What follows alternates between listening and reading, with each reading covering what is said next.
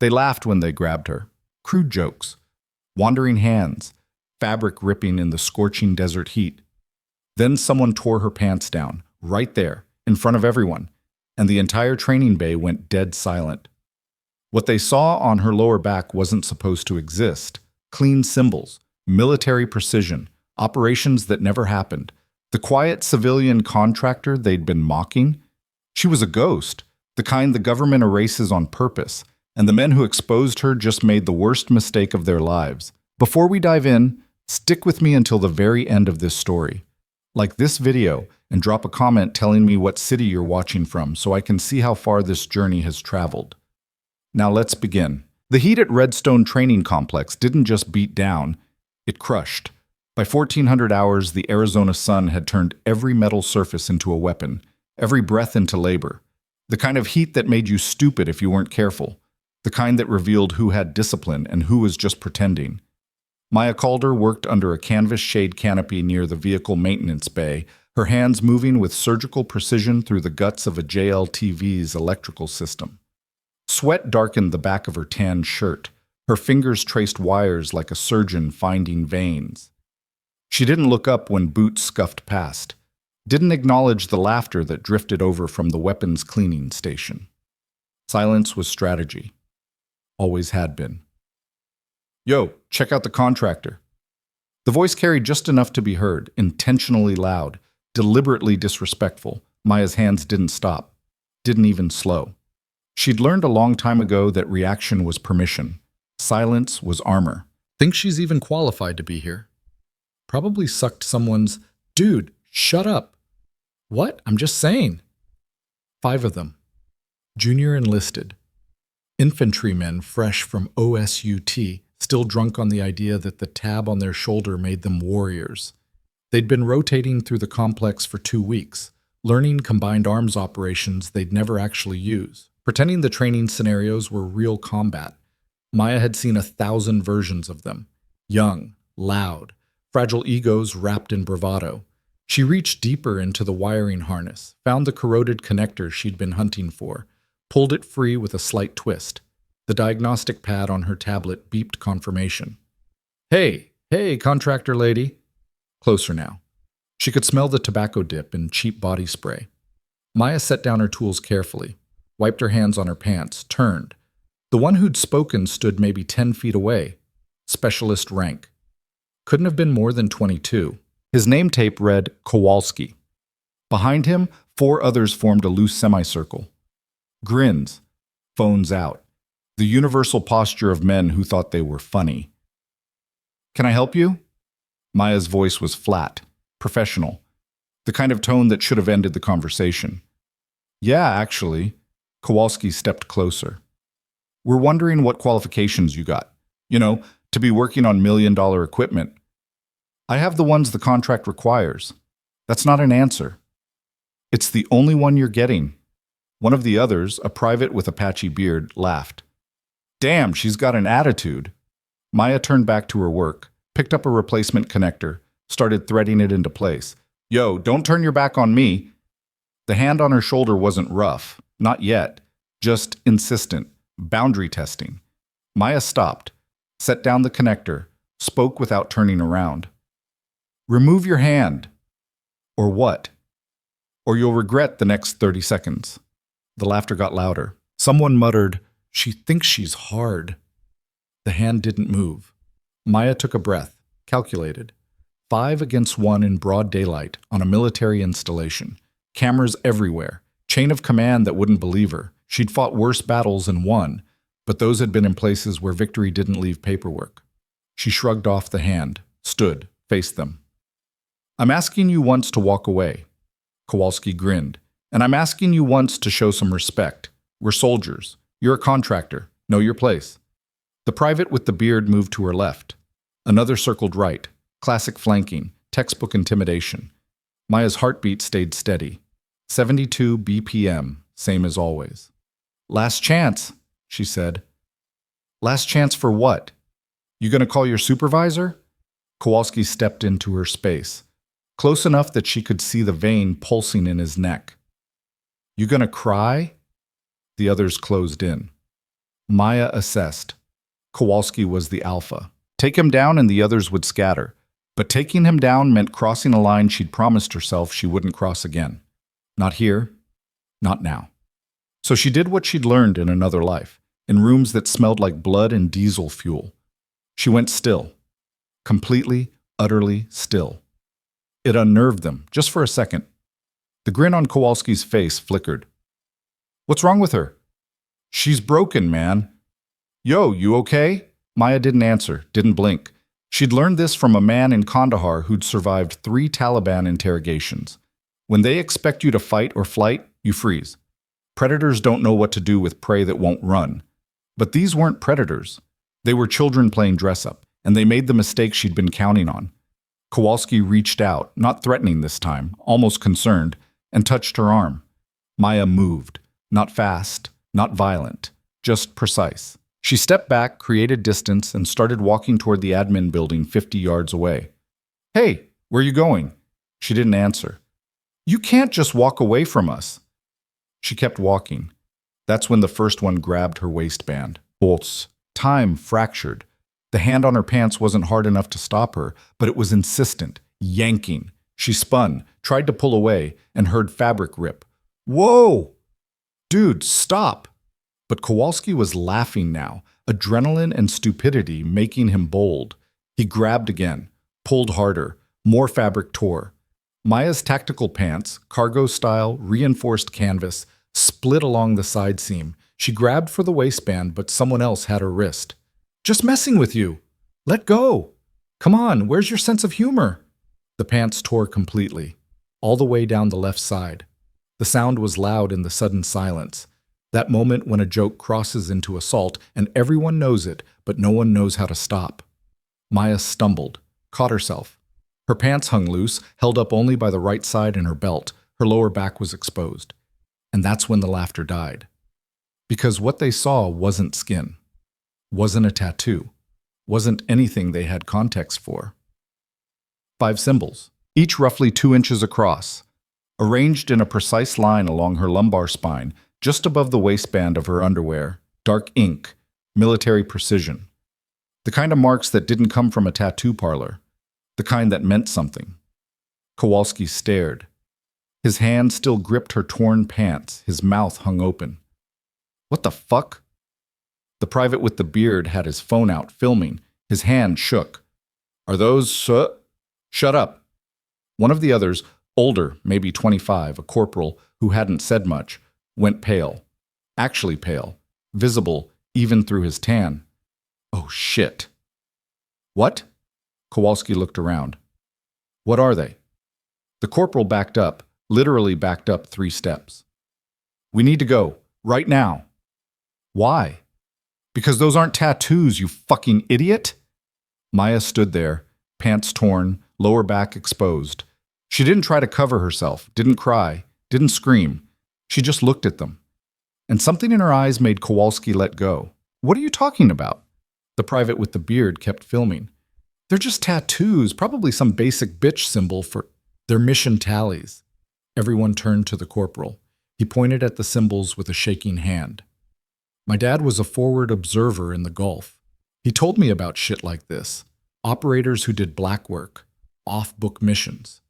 They marked themselves. Not names, not dates, just symbols. For every op that officially never happened. Silence. That's 5, the corporal continued. His voice cracked. 5 missions. That's a full rotation, maybe more. You're full of shit. But Kowalski's voice had lost its edge. Maya finally moved. Slowly, carefully, she pulled her torn pants back into position, held them with one hand. Her face remained completely neutral. Are we done here? No one answered. She started walking, not toward the admin building now, toward the armory, where the NCOs congregated, where people with rank and authority could be found. Behind her, the whispers started. Dude, we're fucked. Shut up and delete that video. But delete it! Maya walked 30 feet, 40. Her torn pants made her gait awkward, but she didn't run, didn't hurry. That's when the boots hit concrete, heavy, multiple pairs, running, and a voice that could strip paint from steel. What in the absolute fuck is going on here? Command Sergeant Major Elias Rowe had the kind of presence that made grown men stand straighter without realizing it. 30 years in. Ranger tab, Sapper tab, Combat Infantry badge with 2 stars. He'd seen action in Desert Storm, Iraq, Afghanistan, and places that weren't in any official record. He rounded the corner of the maintenance bay at a near run, 2 officers flanking him. His clipboard, probably containing the training schedule, slipped from his hand and hit the concrete with a crack that sounded like a gunshot. Because he'd seen Maya, torn pants, exposed back, the symbols. And his face went from rage to something else entirely. Recognition. "Stand down!" His voice dropped from a roar to something quiet, almost reverent. "All of you, stand the fuck down, right now." The trainees scattered like startled birds, but not far. They hovered at the edge of the bay, confused, terrified. Rowe walked slowly toward Maya, each step deliberate. He looked at her back, at the symbols, his jaw clenched. "Ma'am." His voice was different now, respectful. "Are you injured?" Maya shook her head. "Do you need medical attention?" "No, Sergeant Major." "Did they—" He couldn't finish the question.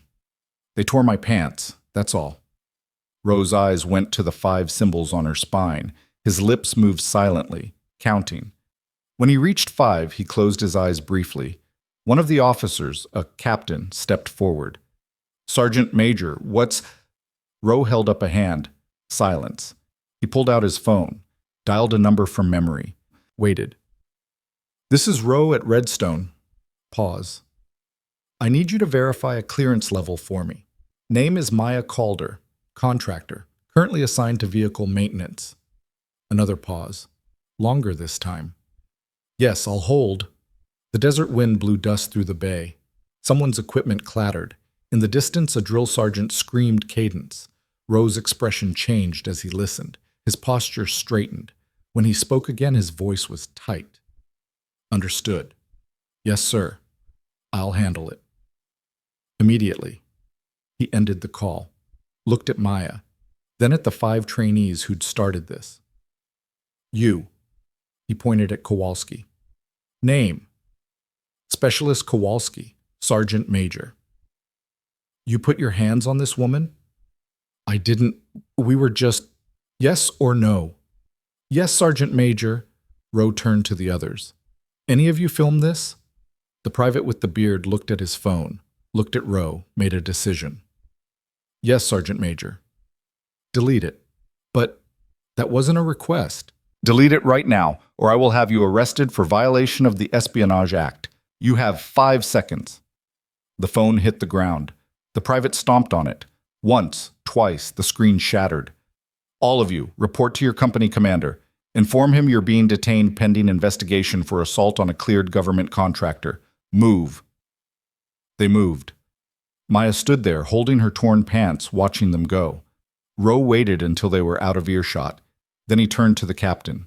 "Clear this bay. Everyone out. Right now. No questions." "Sergeant Major, I don't understand." "You don't need to understand. You need to follow orders. Clear the bay." The captain hesitated, looked at Maya, at the symbols on her back, at Rowe's expression. "Yes, Sergeant Major." Within 3 minutes, the entire maintenance bay was empty except for Maya and Rowe. He approached slowly, kept his distance, respectful space.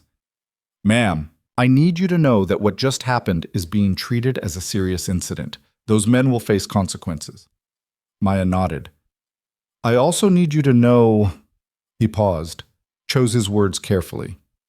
"I recognize what's on your back. I don't know the details. Don't need to. But I know enough to know you shouldn't be here. Not like this." "I'm a contractor," Maya said quietly. "That's all." "With respect, ma'am, that's bullshit." Rowe's voice was gentle. "Those marks, I've only seen them twice before. Both times on people who officially don't exist anymore." Maya finally met his eyes. "Then you know I can't talk about it." "I know." He pulled off his patrol cap, ran a hand through his gray hair. "Christ. How long have you been here?" 6 months. "Doing vehicle maintenance?" "Yes." And before that? Maya smiled slightly. Sadly, I was dead, Sergeant Major, for 3 years. Then I got better. Rose stared at her. Understanding dawned. Resettlement program. She didn't confirm, didn't deny. He swore quietly. They brought you back stateside and stuck you in a contractor position. No protection, no support, just threw you to the wolves. I volunteered for it. Why? Maya looked around the empty bay, at the tools she'd been using, at the torn fabric of her pants. Because I needed to remember how to be a person again, and persons have jobs, pay bills, fix trucks. She paused. They don't kill people for a living. The silence stretched. Rowe replaced his patrol cap. Ma'am, I'm going to make some calls, get you better accommodations, private workspace, maybe even transfer you somewhere. No. Ma'am, I said no, Sergeant Major. Maya's voice hardened. I'm here to do a job. I'm going to do it. Those men made a mistake. They'll face consequences. But I'm not running. Not anymore. Rose studied her, saw something in her expression that made him nod slowly. Understood. But you need to at least... A commotion outside. Raised voices. Someone shouting about jurisdiction. Rose's expression darkened. Stay here. He strode toward the bay entrance. Maya watched him go. Then, alone, she finally let herself shake. Just for 10 seconds, just long enough to release the adrenaline. The fear, the rage. Then she stopped, breathed, centered herself, and got back to work. Because the JLTV's electrical system was still fucked, and someone's life might depend on it working perfectly when it mattered. The symbols on her back burned under the afternoon sun. 5 missions. 5 times she'd been sent into places that didn't exist to do things that never happened. And every single time, she'd come back alive. Because Maya Calder was very, very good at surviving. Even when surviving meant working in silence. Even when surviving meant being invisible. Even when surviving meant letting men think she was weak. Until the moment they learned otherwise.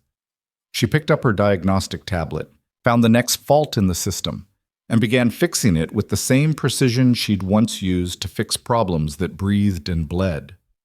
The desert wind blew dust through the empty bay.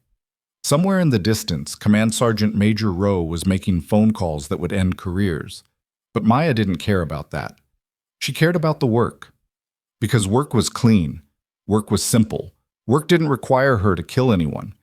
And after 5 missions that officially never happened, that was all she wanted, to be clean, to be simple, to be forgotten. But as the sun moved toward evening and shadows lengthened across the training complex, Maya Calder realized something that made her hands still over the wiring harness. She'd never be forgotten. Not now. Not after this. The symbols on her back had been exposed, and some truths, once revealed, could never be buried again. The first call Command Sergeant Major Rowe made lasted 47 seconds. The second lasted 3 minutes and ended with him standing at rigid attention despite being alone in his office. The third call, the one that changed everything, lasted less than 20 seconds, but when it ended, Rowe's hand trembled as he set down the phone. Maya had returned to work.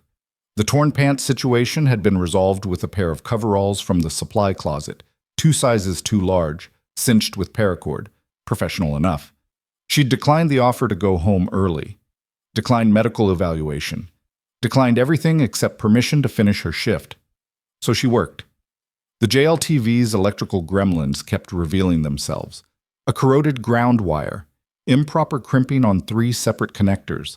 Someone had used the wrong gauge wire in a repair 6 months ago, and it had been slowly degrading ever since. The kind of mistake that wouldn't show up on diagnostics until the system failed completely. Probably in the middle of a convoy. Probably when someone needed it most. Maya documented everything. Photographs, measurements, part numbers. Her report would be thorough enough that whoever read it would understand exactly how close this vehicle had been to catastrophic failure. Her hands stayed steady. They always did during work. It was only in the spaces between, waiting for a diagnostic to run, reaching for a new tool, that the tremor appeared. Muscle memory from a different life. The body's way of processing adrenaline it couldn't burn through combat anymore. She was running a final systems check when Boots approached from behind. Heavy, measured, Not trying to sneak, but not announcing either. Maya didn't turn around. If you're here to ask if I'm okay, the answer is yes. That's not why I'm here. She recognized the voice. Captain Harrison. One of the officers who'd been with Rowe earlier. 30-something. West Point ring. The kind of officer who actually cared about his soldiers instead of just his promotion timeline. Maya kept working. Then why are you here, sir?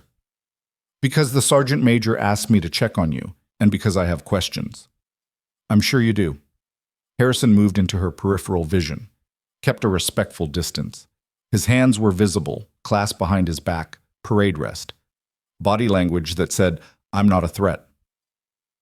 The men who did this are currently being interviewed by CID Criminal Investigation Command. They're treating it as assault. Good. The video was destroyed, but 2 of them described what they saw. What's on your back? Maya's hands paused over the diagnostic pad. Just for a second. And those descriptions triggered some flags in the system, high-level flags, the kind that make phones ring in places that don't officially exist. She resumed working. I wouldn't know anything about that. Ms. Calder, it's just Maya, or contractor. Pick one. Harrison was quiet for a moment. When he spoke again, his voice was different, quieter. I served in Afghanistan, Helmand Province, 2011 to 2012. We had a situation with a high-value target, compound in the mountains. Intel said he was meeting with Pakistani ISI, moving money and weapons. We set up Overwatch, called it in, waited for the green light. Maya said nothing. The green light never came, but 3 days later we got word the target was dead. The entire compound was dead. No survivors, no witnesses. Official story was internal dispute, tribal warfare. He paused. But I saw the after-action photos, classified ones. What was done in that compound wasn't tribal warfare. It was surgical, professional. The kind of work that makes people disappear so completely, it's like they never existed. The diagnostic pad beeped. System check complete. All green. Maya saved the results. Sounds like someone did a good job. That's what I thought, until I saw the casualty list. 11 enemy combatants, all confirmed kills, and 1 burned body they couldn't identify. American dental work. Female. They listed her as an aid worker caught in the crossfire. Maya's jaw tightened. But she wasn't, was she? Harrison's voice was barely above a whisper. She was the one who made all those confirmed kills possible. Captain? Maya finally turned to face him. You're telling me a story about things that didn't happen to people who don't exist. I'm a contractor. I fix trucks. That's all. Is it? Yes. They stared at each other. The desert wind rattled the canvas canopy. Somewhere across the complex, a cadence call echoed. Harrison broke eye contact first. The sergeant major wanted me to tell you that you're being moved to a private workspace, effective immediately. No more working in the open bays. I didn't ask for that. You didn't have to. It's already done. He pulled a folded paper from his pocket. Here's the building assignment. It's climate controlled, secure access. You'll have better tools than the standard issue stuff. Maya took the paper without looking at it. Anything else? Yes. Harrison's expression softened. Those men who did this to you. They're young, stupid. They made a terrible mistake. But they're also going to face consequences that will follow them for the rest of their careers. Court-martial. Possible discharge. Permanent mark on their records. Good. Is it? Is that really what you want? Maya's voice went cold. What I want is irrelevant. What matters is what they did. They assaulted me, humiliated me, violated my privacy and dignity. And they did it because they thought I was weak, thought I was less than them, thought they could get away with it. I understand. No, Captain, you don't. She stepped closer, not threatening, just intense. You're a man, an officer. You walk around this base, and people see your rank first, your authority, your power. Nobody questions whether you belong here. Nobody grabs your clothes and laughs about it. Harrison's face flushed. You're right. I apologize. I don't want your apology. I want justice. And I want those men to understand that actions have consequences. That's all. She turned back to her work. started packing her tools. Harrison watched her for a moment, then nodded. The new workspace is Building 7, southwest corner. Key card access. Your credentials have already been updated. Thank you, sir. He started to leave. Stopped. Maya, for what it's worth, I'm sorry this happened, and I'm sorry for whatever happened before. Whatever made you end up here, doing this work. You deserved better. Maya didn't respond, just kept packing. Harrison left, and Maya stood there in the empty bay, surrounded by tools and diagnostic equipment and the smell of motor oil and desert dust, and let herself feel it. All of it. The anger, the humiliation, the bone-deep weariness of being a woman in a world built by and for men who saw her as decoration, or distraction, or target. But underneath that, something else stirred, something she'd tried to bury. The part of her that knew how to make men like Kowalski disappear, knew how to turn a laugh into a scream, knew exactly how much pressure it took to collapse a trachea, and how long it took for someone to lose consciousness when you cut off the blood flow to their brain. That part of her whispered, "You could have ended them, right there, all 5, 30 seconds, no witnesses." And she whispered back, "I know. That's why I didn't." Because Maya Calder had made a promise to herself 3 years ago when they'd pulled her out of that burned compound in Helmand and declared her dead. No more killing, no more becoming the monster to fight monsters, no more waking up with blood under her fingernails and names she couldn't remember on her conscience. She would be normal, civilian, human, even if it killed her, even if it meant enduring indignities from boys playing soldier, even if it meant silence and invisibility and swallowing rage until it burned through her stomach lining. Maya finished packing, hoisted her tool bag, walked out of the bay into the fading afternoon light. Building 7 was a low concrete structure at the edge of the complex. Single story, reinforced doors, small windows with security film, the kind of building that looked unremarkable but was built to withstand small arms fire and improvised explosives. Her keycard worked on the first try. The door opened with a hydraulic hiss. Inside was better than she'd expected. Clean, organized, a full workshop setup, diagnostic computers, tool benches, parts inventory. Climate controlled like Harrison had said. 68 degrees. Almost cold after the desert heat, and empty.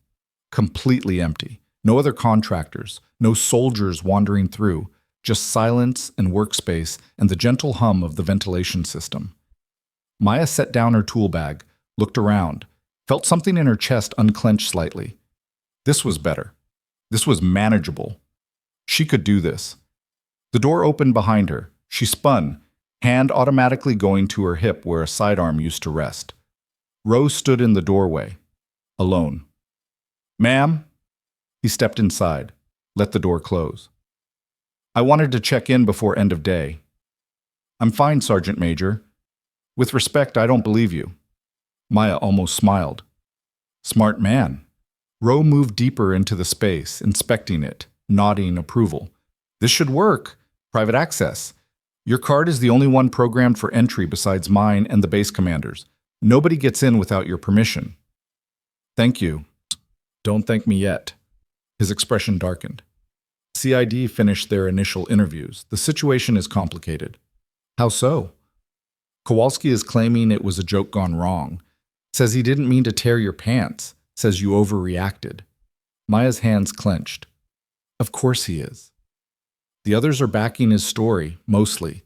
But the corporal, guy named Jensen, he's telling a different version. Says Kowalski deliberately grabbed you. Says he was trying to impress the others. Says the whole thing was meant to humiliate you. Jensen is the one who recognized the marks. Yes, he's also the one who tried to stop it before it went too far. Rowe paused. His testimony might save him. The others, he shook his head. They're looking at Article 120, assault, possibly sexual assault depending on how the investigation goes. Good. Maya, Rowe's voice was gentle. I need to ask you something, and I need you to be honest with me. She met his eyes, saw the concern there, the genuine care.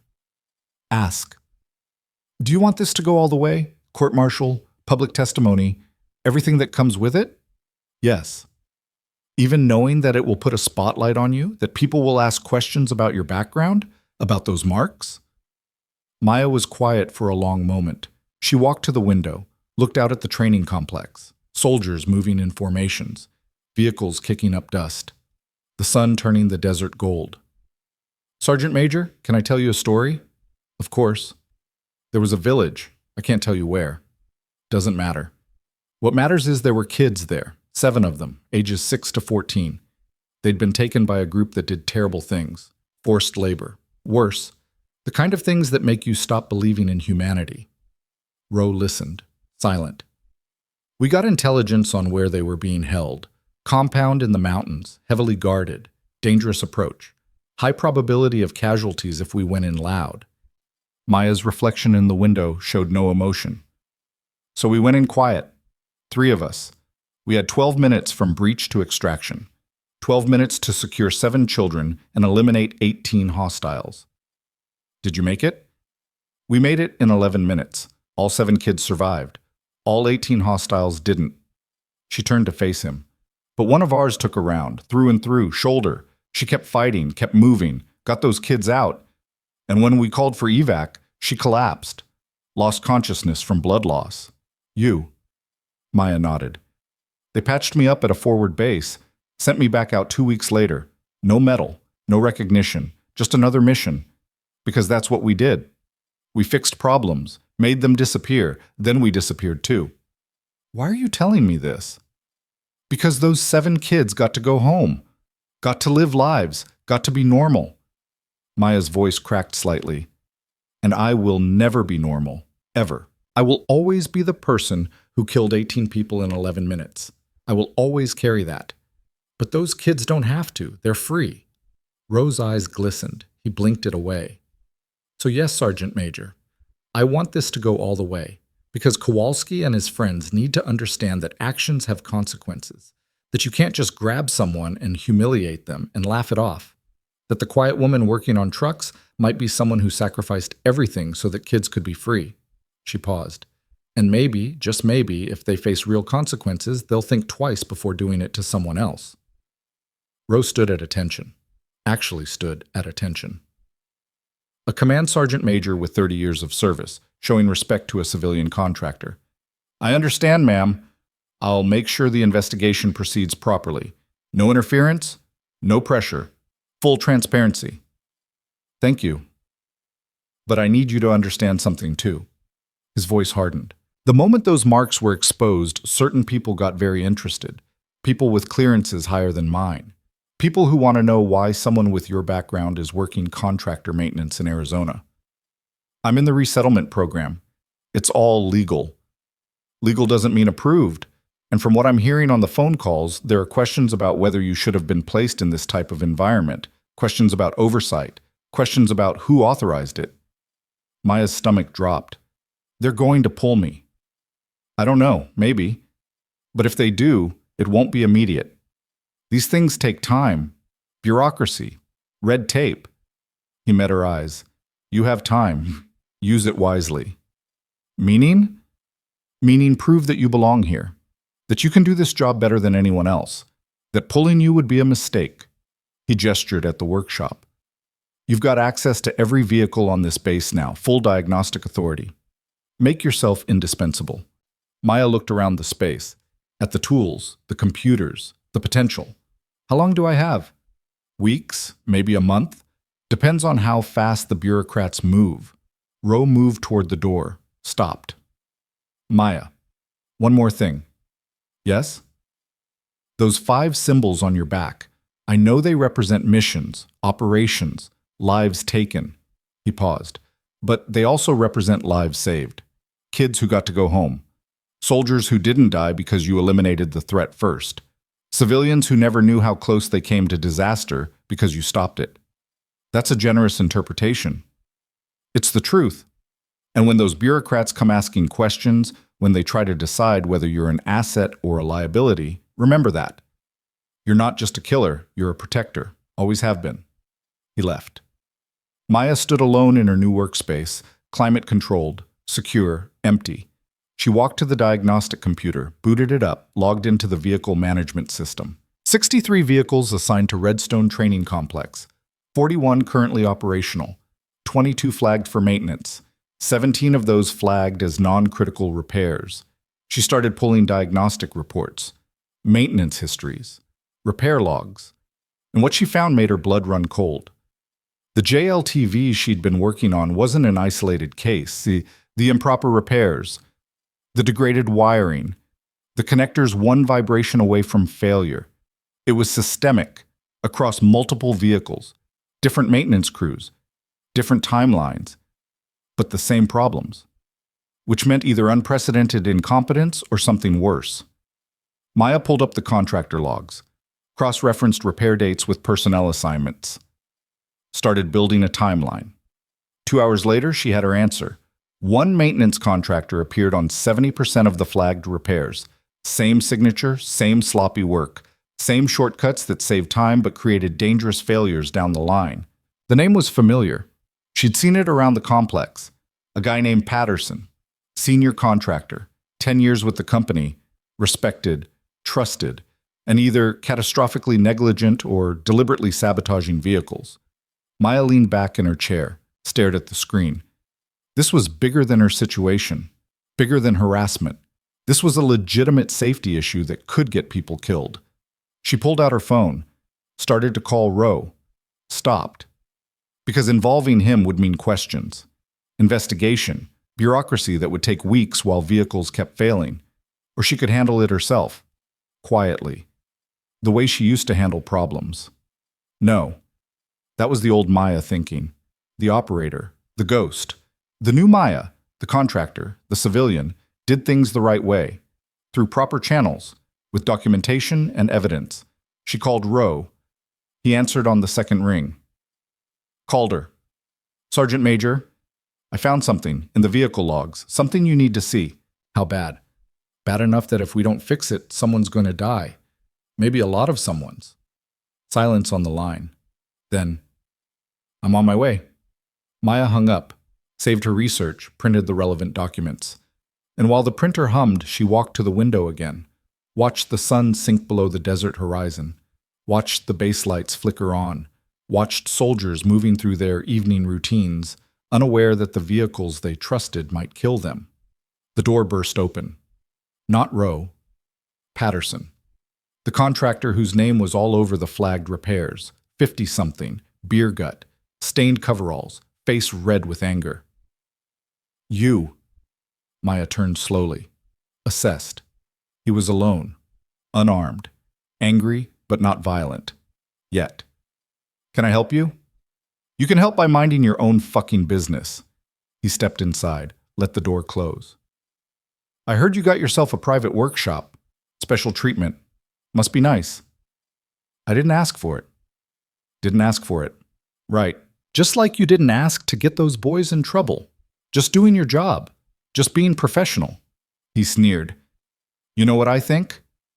I think you're one of those feminists, one of those diversity hires who can't actually do the work, so you cry harassment and get special privileges. Maya's expression didn't change. You're entitled to your opinion. Damn right I am. And my opinion is that you should pack up your shit and go back to whatever sensitivity training bullshit you came from. This is a military base, not a safe space. Are you finished? Patterson moved closer. I know what you're doing, pulling vehicle logs, looking at repair histories, trying to make someone look bad so you can advance your career. That's not what I'm doing. Bullshit. I've been doing this for 10 years. 10 years. And some little girl who's been here 6 months thinks she knows better than me? He pointed at her. You don't belong here. You never did. Maya felt it rising. The old instinct. The training that said, eliminate the threat. She breathed, centered, stayed calm. Mr. Patterson, I found safety issues in your repair logs, multiple vehicles, critical systems. This isn't personal, it's professional. Safety issues, right, because you're such an expert. I am, actually. Based on what? A certificate from some community college? Maya smiled, not warm. Based on the fact that I know the difference between a properly crimped connector and one that will fail under combat stress. Based on the fact that I've seen what happens when electrical systems fail at the wrong moment. Based on the fact that I've held dying men who bled out because their vehicle's fire suppression system didn't work. Patterson blinked. You're full of shit. Maybe, but my documentation isn't. And when the sergeant major reviews it, he'll see exactly what I see. Negligence. Possibly intentional sabotage. Patterson's face went purple. I could sue you for slander. Go ahead. I have evidence. The door opened. Rose stepped through, took in the scene immediately.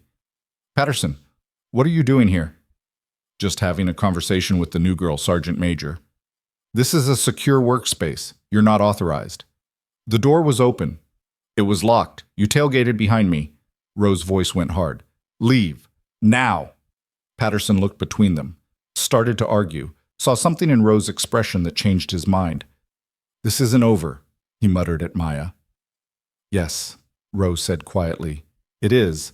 Report to the contractor liaison office tomorrow at 0800. Your security clearance is being reviewed. Patterson's face went white. He left without another word. Rose closed the door, locked it, turned to Maya. You okay? I'm fine, but we have a problem. She showed him the reports, the timeline, the evidence. Rose read in silence. His expression grew darker with each page. Jesus Christ. 17 vehicles, all with potentially catastrophic failures, all repaired by Patterson, all signed off without proper testing. This could have killed a lot of people. Yes. Rose pulled out his phone, made a call. This is Rose. I need all vehicles worked on by contractor Patterson grounded immediately. Full diagnostic review. No exceptions. Pause. I don't care if it disrupts the training schedule. Do it now. He hung up, looked at Maya with something like awe. How did you find this? I was looking for patterns, same analysis I used to use for... She stopped. Different job, same skills. You just saved lives, Maya. You know that, right? I did my job, that's all. No, that's not all. Rose sat down heavily. This is going to trigger a full investigation. Patterson will be fired, possibly prosecuted. The contractor company will lose their agreement. And you, he met her eyes. You just made yourself very visible, very valuable, and very hard to ignore. Maya understood. The bureaucrats who wanted to pull me are going to have a much harder time justifying it now because you just proved that you're not just qualified, you're essential. Outside, the desert night settled over Redstone Training Complex. Vehicles were being pulled from the motor pool. Mechanics were being called in. A crisis was being averted because one quiet contractor had looked at data and seen the pattern. Maya sat down, felt the weight of the day finally hit her.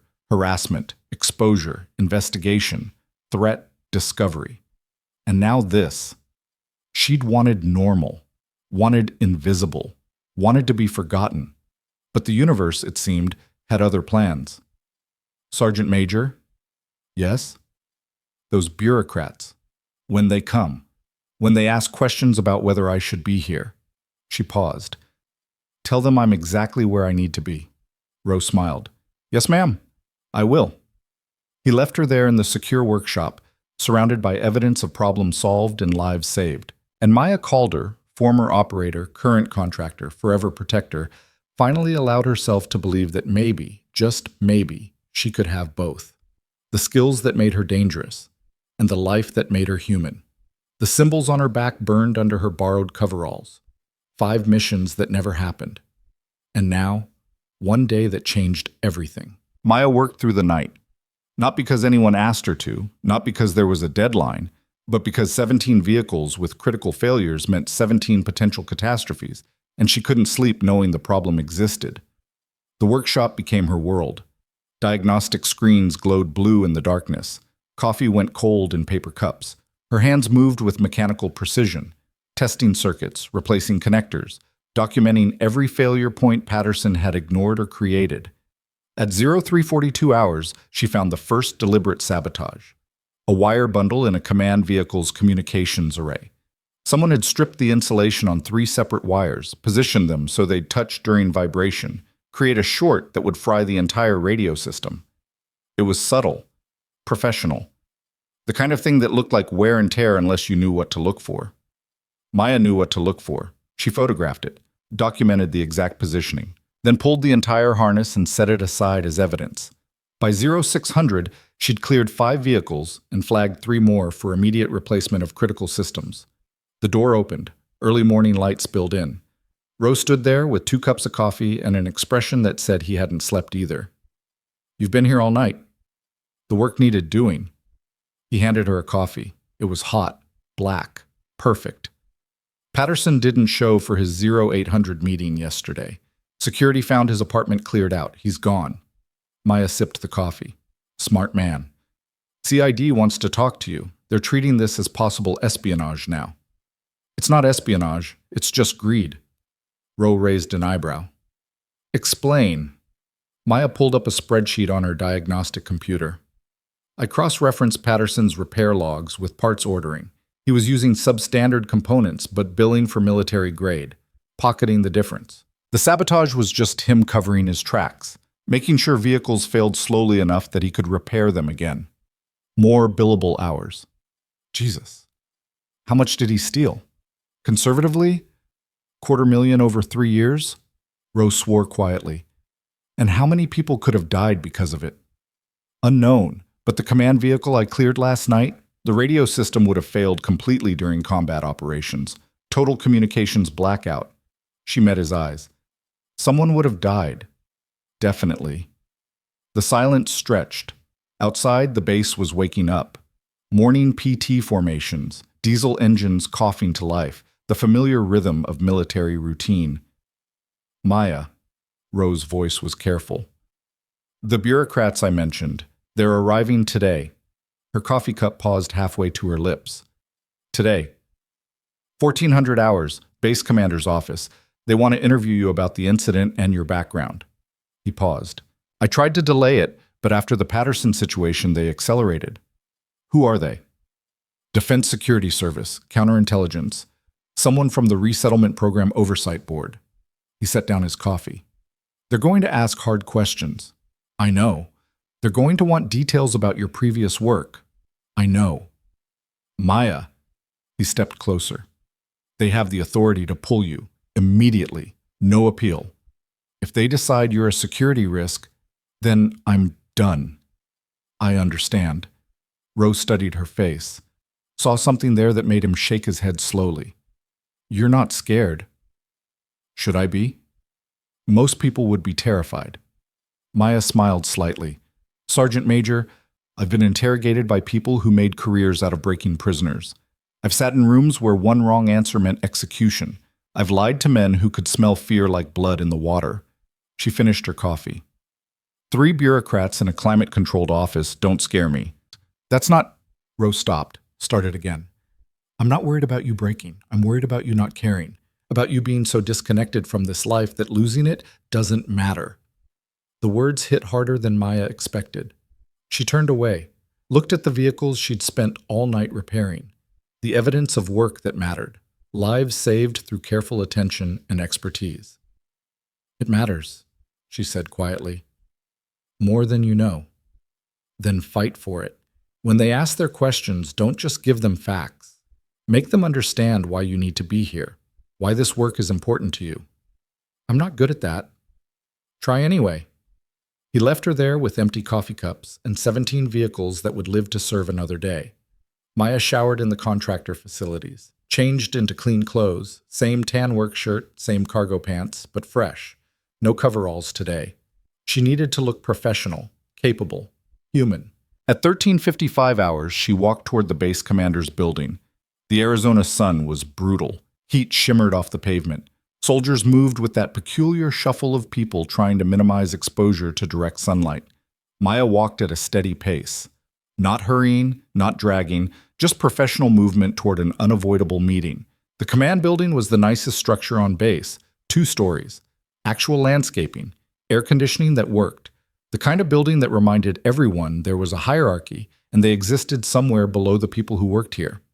Security checkpoint, ID verification, escort to the 2nd floor, conference room B, small, windowless, a table with 6 chairs, 3 people already seated on one side, 2 men, 1 woman, civilian clothes, federal haircuts. The woman had a leather portfolio.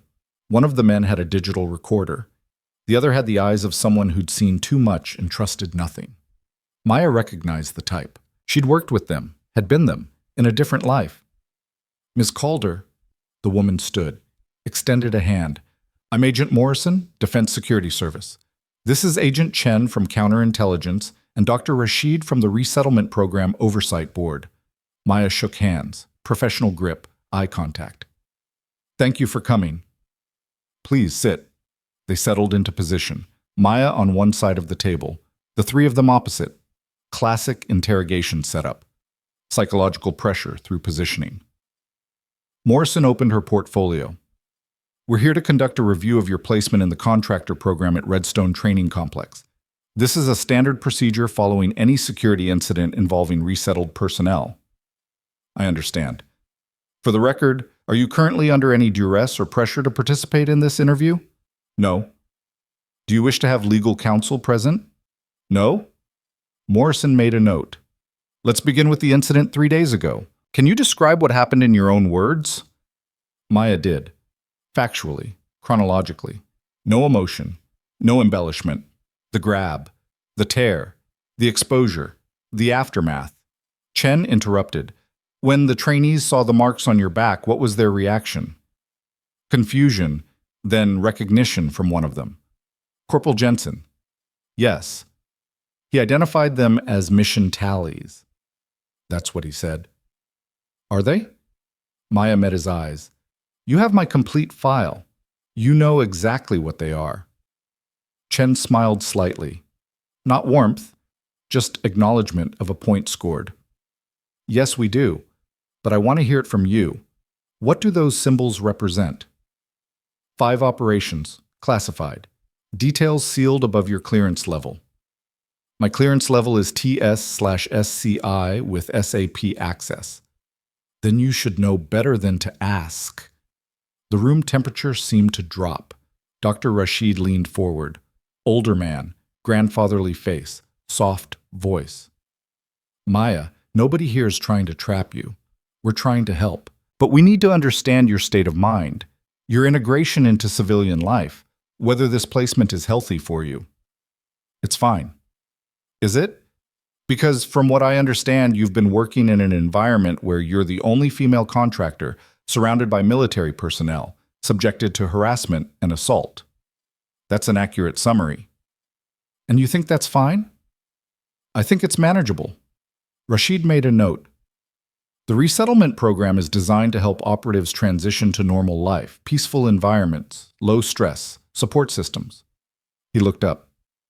This is none of those things. I didn't want easy. I wanted real. Real. Yes. Real work, real challenges, real purpose. Maya's voice hardened slightly. You put some people in accounting, some in teaching, some in coffee shops where they can pretend the last decade didn't happen. I can't do that. I need to do work that matters. Morrison interjected. And you believe vehicle maintenance matters? Ask the soldiers whose lives depend on those vehicles. We did. Command Sergeant Major Rowe gave us a very detailed account of your work last night, identifying systematic sabotage, preventing multiple catastrophic failures. Morrison's expression was unreadable. Impressive work for someone who's supposed to be transitioning away from that kind of threat assessment.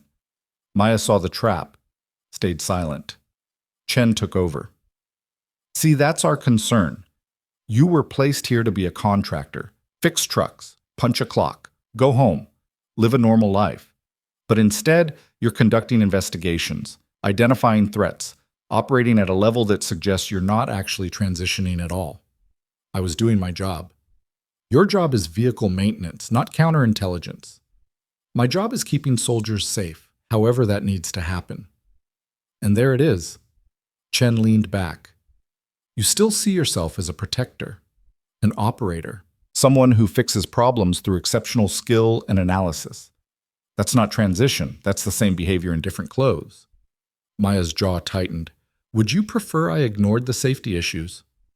We would prefer you reported them through proper channels and let qualified personnel handle the investigation. I did report them to Sergeant Major Rowe, who authorized my continued work. After you'd already conducted your own investigation. After I'd done enough analysis to know it was worth reporting. Morrison held up a hand. Let's step back. Maya, help us understand something. Why here? Why this placement? You could have requested civilian work anywhere. Accounting firm, tech company, graduate school. Why choose a military contractor position on a training base? The question hung in the air. Maya looked at each of them, saw the judgment, the concern, the predetermined conclusion they were building toward. Fuck it. They wanted truth, because I needed to prove something to myself. What? That I could be around soldiers, around weapons, around the military life, and not become the person I used to be. Her voice was steady. You want to know why I chose this? Because it's the hardest possible transition. The ultimate test. Can I be in this environment and still be civilian? Can I see threats and not neutralize them with violence? Can I be professional instead of operational? Rashid's pen stopped moving. And the answer? Morrison asked quietly. 3 days ago, 5 men assaulted me, grabbed me, tore my clothes, humiliated me in front of witnesses. Maya's eyes were hard. And I didn't kill any of them. I didn't even hurt them. I walked away and reported it through proper channels. That's your answer. The silence was absolute. Chen broke it. You're saying you wanted to kill them. I'm saying the old me would have, the operative, the ghost, she would have put all 5 in the hospital. Minimum. Maya's voice didn't waver. But I didn't. Because I'm not her anymore. Because the transition worked. Because I can be in the fire and not become the fire. Morrison and Rashid exchanged glances. Chen wasn't convinced. Or maybe you're just better at hiding it. Maybe you're still operational, just more controlled, more dangerous because you blend in.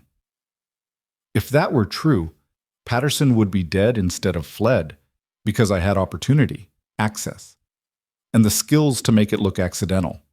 Maya leaned forward. But he's alive and running because I chose justice over elimination. I chose the system over the shortcut. That's the difference. The system that's currently failing those 5 trainees, the ones facing court-martial because you press charges, the system that's holding them accountable for assault. Yes. Chen smiled, not pleasantly. And you feel no guilt about that? Should I? They're young, stupid. One mistake could ruin their entire lives. Maya's expression went cold. Their mistake was assaulting someone. My response is ensuring it doesn't happen again, to me or anyone else. That's not guilt. That's consequence. The digital recorder captured it all. Morrison closed her portfolio. Thank you for your candor, Maya. We're going to take a brief recess to confer. Please wait outside. Maya stood, walked out without looking back. The hallway was empty, cool. She found a bench, sat. Her hands were shaking, not fear, adrenaline, the body's response to controlled confrontation, the aftermath of holding back when every instinct screamed to fight. She told them the truth, maybe too much truth. They were going to pull her. She could feel it. The decision was already made. They just needed to formalize it, process it, put it in the file that followed her forever. Maya called her, too damaged for transition, too dangerous for civilian life. Return to classified status. Bury her deeper. Footsteps approached. Heavy boots. Familiar gait. Rose sat beside her. Didn't speak for a moment. They're going to pull me, Maya said. You don't know that. Yes, I do. I've been through enough debriefs to recognize the pattern. They've already decided. This is just documentation. Ro was quiet. Then, if they pull you, what will you do? Maya had been asking herself that question for 3 days, ever since the fabric tore and her carefully constructed civilian life tore with it. I don't know. You could fight it, appeal, get lawyers involved. And say what? That I'm perfectly stable despite having killed more people than most soldiers see in combat? That I'm totally fine working around the military despite being a psychological case study in compartmentalization and controlled violence? She laughed bitterly. There's no appeal for people like me.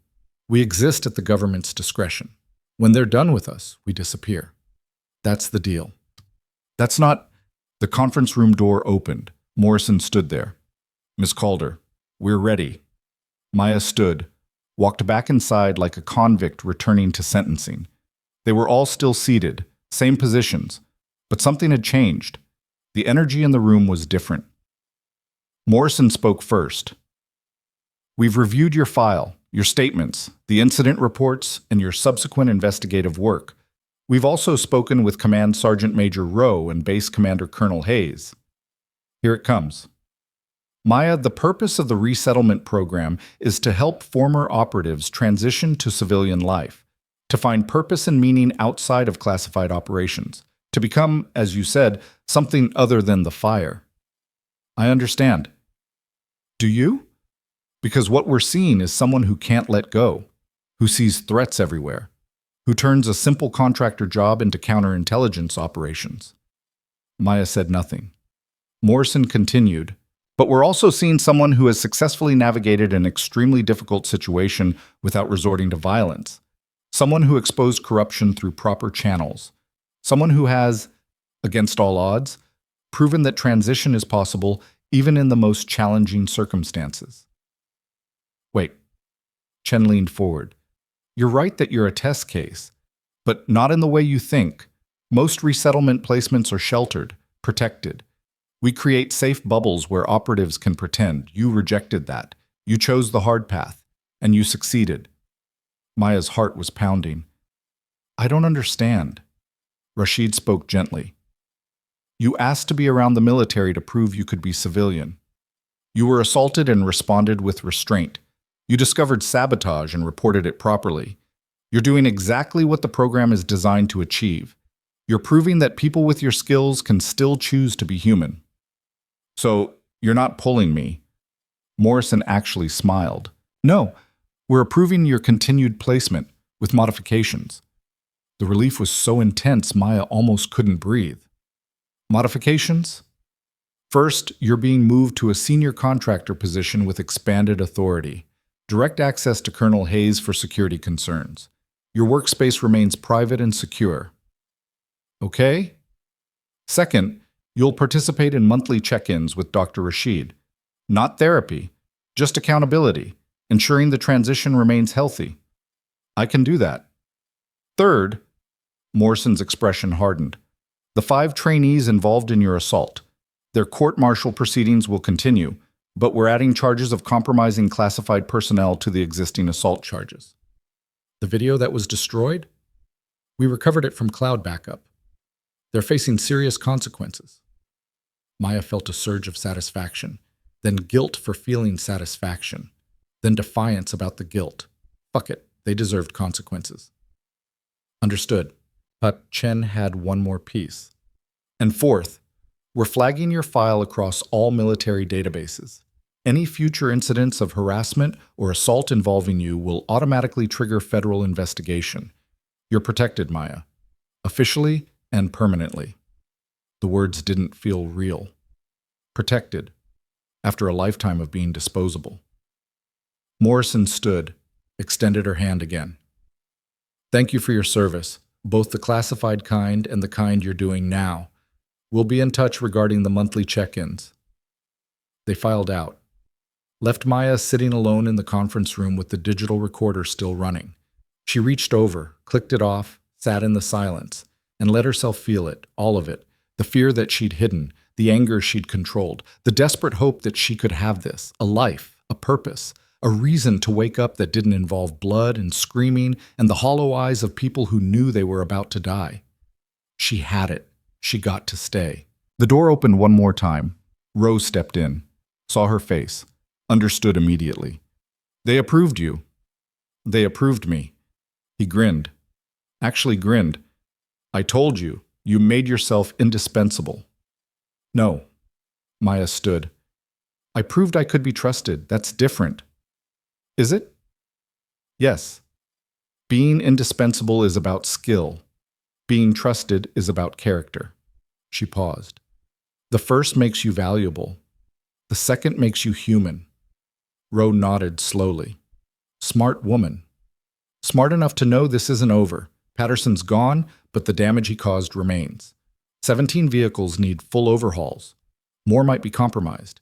And whoever enabled him, whoever approved his work without proper oversight, is still out there.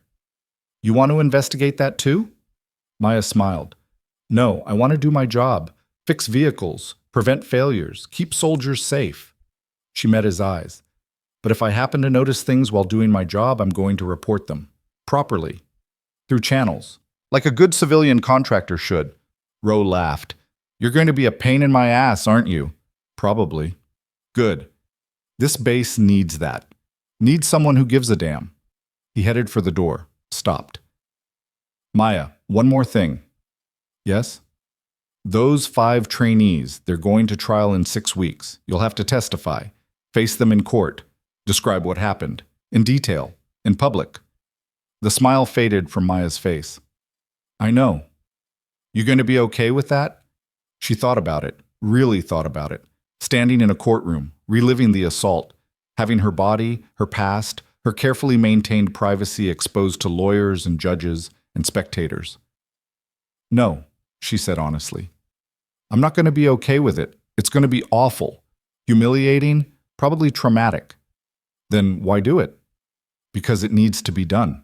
Because those men need to face consequences. Because the next woman who works here needs to know the system will protect her.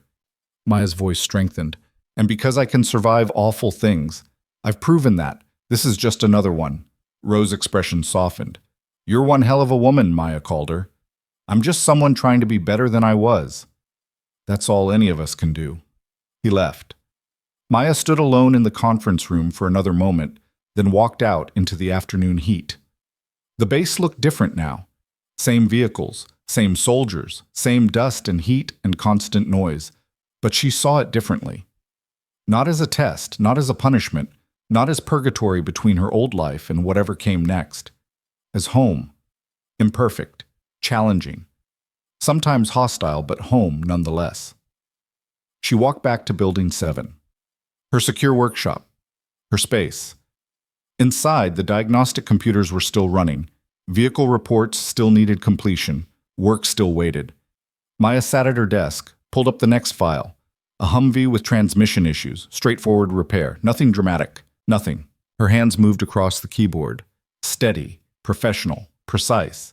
And for the first time since the fabric tore and her past was exposed, Maya Calder felt something she hadn't felt in years. Peace.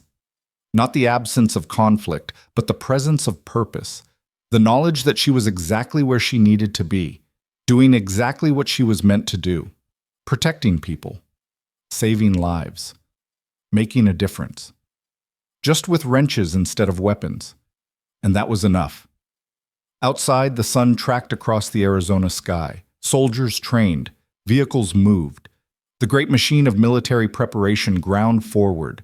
And in Building 7, a woman with 5 symbols on her back and a lifetime of classified secrets worked quietly to keep them all alive. Not because she was ordered to, not because she was paid to, but because it mattered.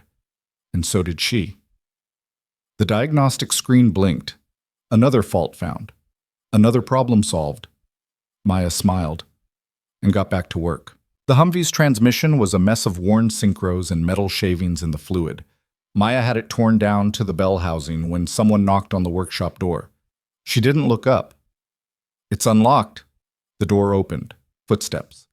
Multiple people. Not Rose's distinctive cadence. Maya set down her torque wrench, turned. 3 soldiers stood just inside the threshold. Young. Infantry tabs.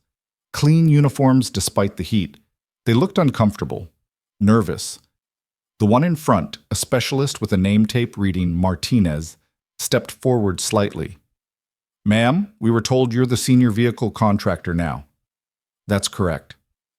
We have a problem. Our squad leader sent us to find you.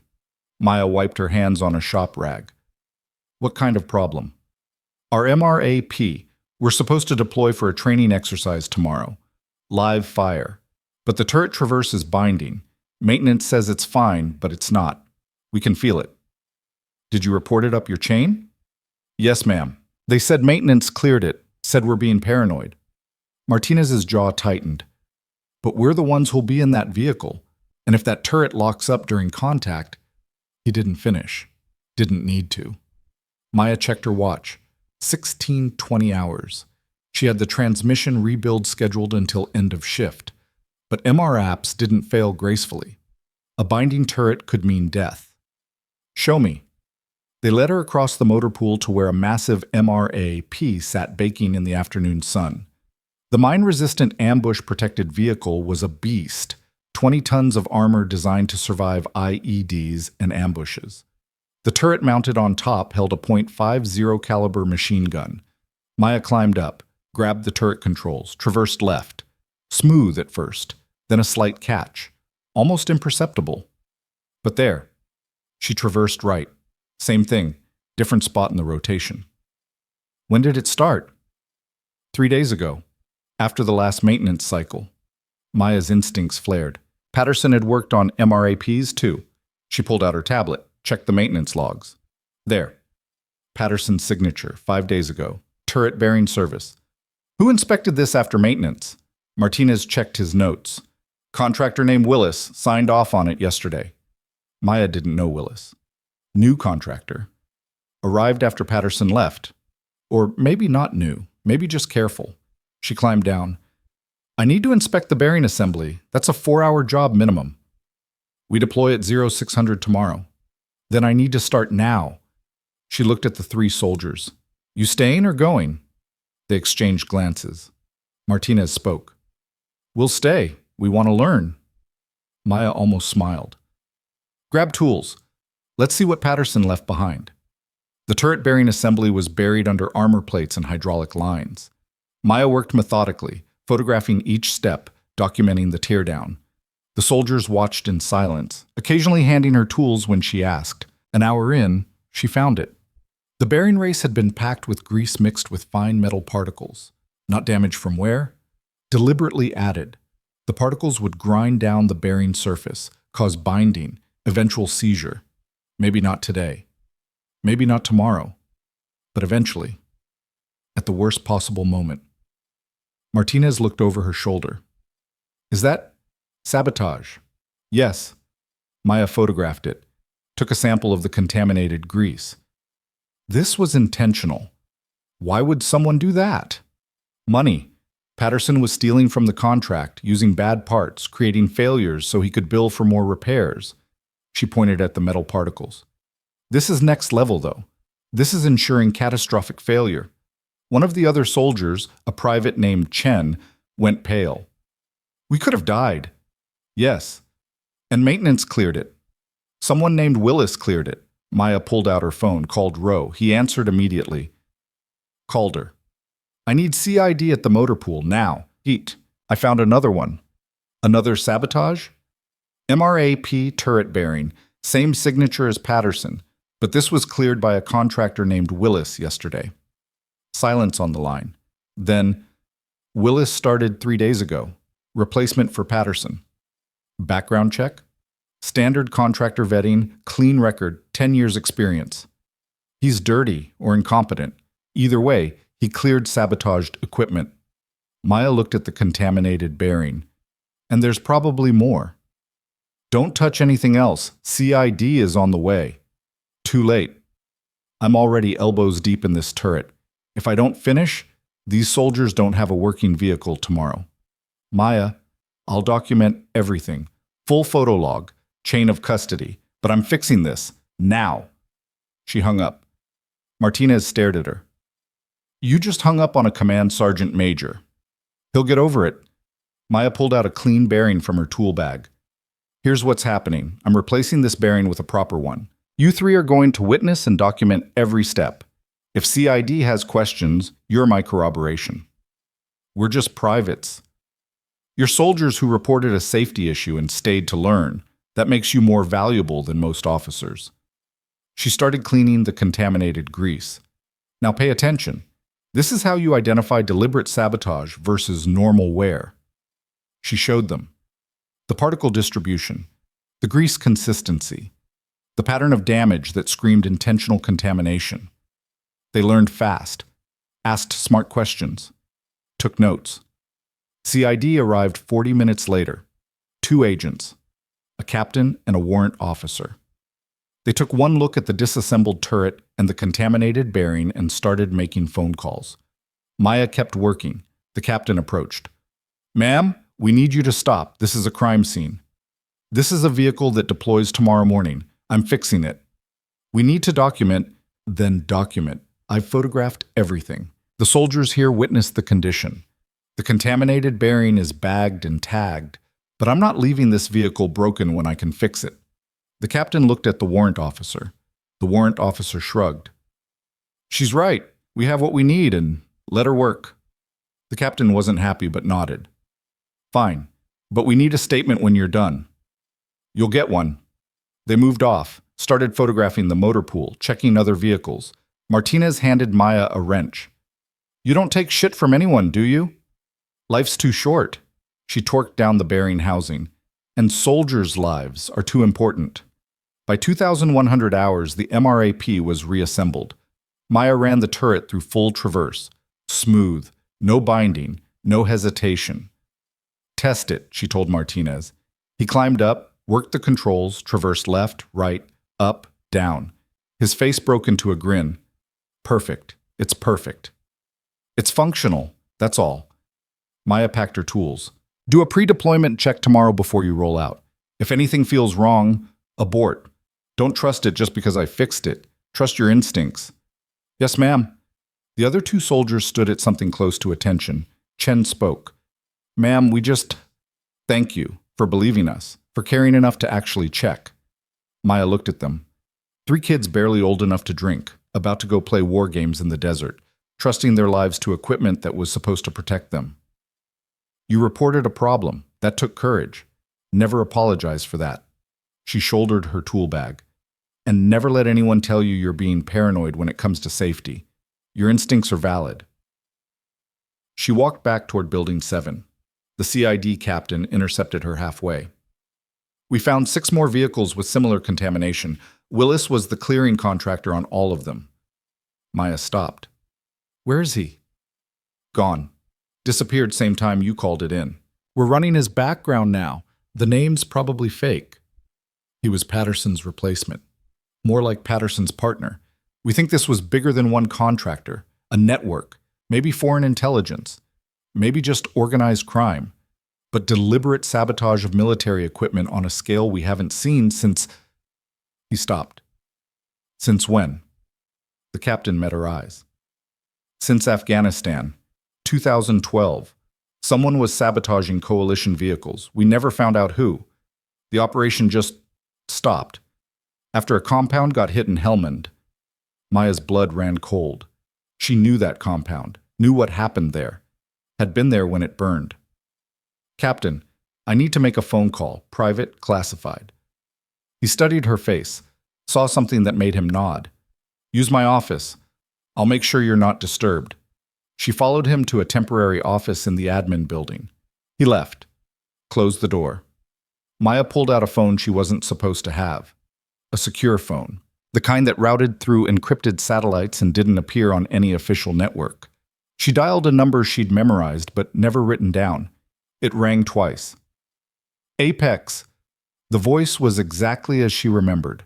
Gravelly, tired, eternally vigilant. It's Wraith. Silence. Then, you're not supposed to have this number anymore. Emergency Protocols, Section 7, Compromised Operation. More silence. When Apex spoke again, the tiredness was gone. Talk. Redstone Training Complex, Arizona. Systematic sabotage of military vehicles. Same signature as Helmand 2012. That operation was terminated. Then someone didn't get the memo. I've found evidence of coordinated sabotage across multiple vehicle types. 2 contractors involved. Both disappeared when discovered. This is active, Apex. And you're there as a civilian contractor. Yes. Doing what? Fixing trucks. Until I started finding the sabotage. Apex swore quietly. You can't help yourself, can you? People could die. People always die, Wraith. That's not your problem anymore. You're resettled, civilian. You don't get to run operations. I'm not running an operation. I'm reporting a security threat through proper channels, which is exactly what resettlement protocol requires. Don't lecture me on protocol. I wrote the protocol. A pause. What do you need? Intel, the Helmand operation, who was running it, who we neutralized. Any associates or connections that might have survived. That's classified above your current clearance. Then elevate my clearance. I can't do that. You're civilian now. Apex. Maya's voice went hard. Someone is sabotaging military vehicles on U.S. soil using the same methodology as a foreign intelligence operation we supposedly shut down. This is either a catastrophic oversight or a deliberate continuation. Either way, it's your problem. Silence. Then, give me 6 hours. I'll send what I can through secure channels. But Wraith, yes? When this is over, we need to talk. About your placement. About whether resettlement is actually working, or if you're just finding new ways to be operational. I'm following the rules. That's what concerns me. You've always been most dangerous when you follow the rules. He hung up. Maya sat in the quiet office, stared at the phone in her hand. He was right. She was being operational, maybe not with weapons, maybe not with violence, but with the same analytical mindset, the same threat assessment, the same inability to see a problem and not solve it. Was that wrong? Was she supposed to see sabotage and ignore it? See soldiers in danger and walk away? Fuck that. If being operational meant keeping people alive, then she'd be operational. She left the office, found the CID captain. I made my call. You'll get intel within 6 hours. It's going to explain some things. What kind of things? The kind that mean this is bigger than a contractor fraud case. The kind that means you need to brief your commander. Now. His expression changed. How much bigger? Potentially foreign intelligence, potentially terrorism, definitely deliberate and coordinated. She met his eyes. And probably connected to an operation that officially never happened. Jesus. Get your commander. I'll brief him personally, but it stays in this room. No recordings, no notes, just verbal. I can't authorize, then call someone who can, because in 6 hours you're going to get classified intel that explains why 17 vehicles on this base were deliberately sabotaged, and you're going to want context before that arrives. The captain made the call. 30 minutes later, Maya stood in a secure conference room with Colonel Hayes, Command Sergeant Major Rowe, the CID captain, and a woman who'd introduced herself as Agent Morrison's superior, someone named Director Park. Park spoke first. Ms. Calder, the captain says you have information about the sabotage that extends beyond contractor fraud. Yes, ma'am. And this information is classified. At a level that requires verbal-only briefing with all recording devices surrendered. Park studied her. You're a resettled operative. Your clearances were revoked upon transition to civilian status. Emergency Protocol Section 7 allows temporary reinstatement for active threat reporting. How do you know that protocol? It's not in the standard resettlement packet. Maya smiled slightly. Because I helped write the resettlement protocols before I became subject to them. Park's eyebrows rose. She looked at Colonel Hayes. Clear the room. Phones off. Door sealed. Everyone complied. Phones went into a Faraday bag. The door locked. A white noise generator activated. Park gestured. Talk. Maya told them everything. The Hellman compound. The sabotage operation that had been killing coalition soldiers. The team that went in to neutralize it. The 11 confirmed kills. The burned body they couldn't identify. I was that body, she said quietly. Officially dead. Burned beyond recognition. American dental work but no DNA match because my DNA was scrubbed from all databases. She looked at Rowe. Those marks on my back, they're not tattoos, they're burn scars. Modified to look deliberate. 5 symbols for 5 operations. But the scarring underneath was from the Hellman fire. Rowe's face went pale. Colonel Hayes leaned forward. And you're saying the sabotage we're seeing here is connected to that operation?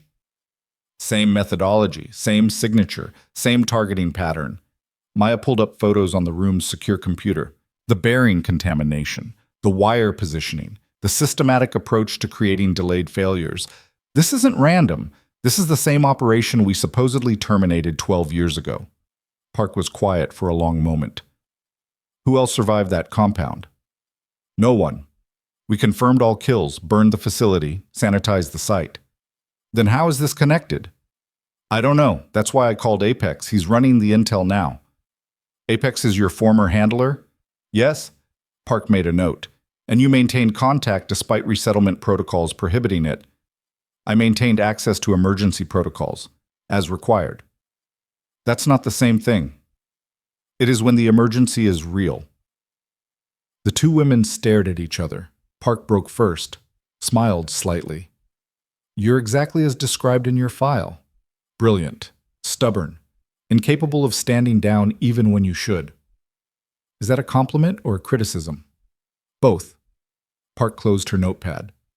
Here's what's going to happen. You're going to continue your contractor work.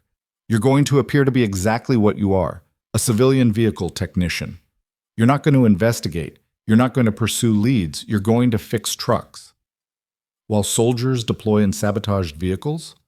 No, because CID is going to quietly ground and inspect every vehicle on this base, and every base in the southwestern region, and we're going to find this network and dismantle it. Park's voice hardened. But we're going to do it properly, through legal channels, with evidence that holds up in court, not through whatever off-book operation you're planning in your head. Maya wanted to argue, wanted to push back, but Park was right. This wasn't Helmand.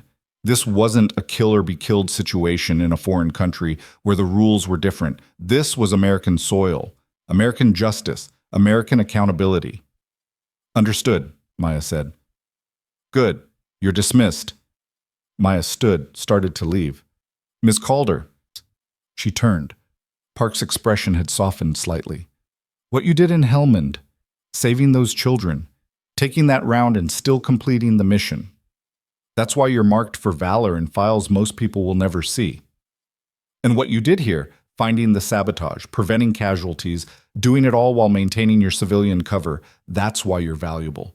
But valuable doesn't mean operational. Remember that. I will. Maya left the conference room, walked out into the night air. The base was quiet. Most soldiers asleep or off duty, just security patrols and the constant hum of generators. She walked back to Building 7. Her sanctuary, her workspace. Inside, the Humvee transmission still waited, half rebuilt, patient. Maya sat at her workbench, stared at the parts arrayed in front of her. Her phone buzzed. Not the secure phone, her regular contractor phone. A text from an unknown number. Data package incoming. Secure terminal only. Apex, 6 hours early. Maya logged into the classified system, downloaded the files, and spent the next 3 hours reading through intelligence reports that made her blood run cold.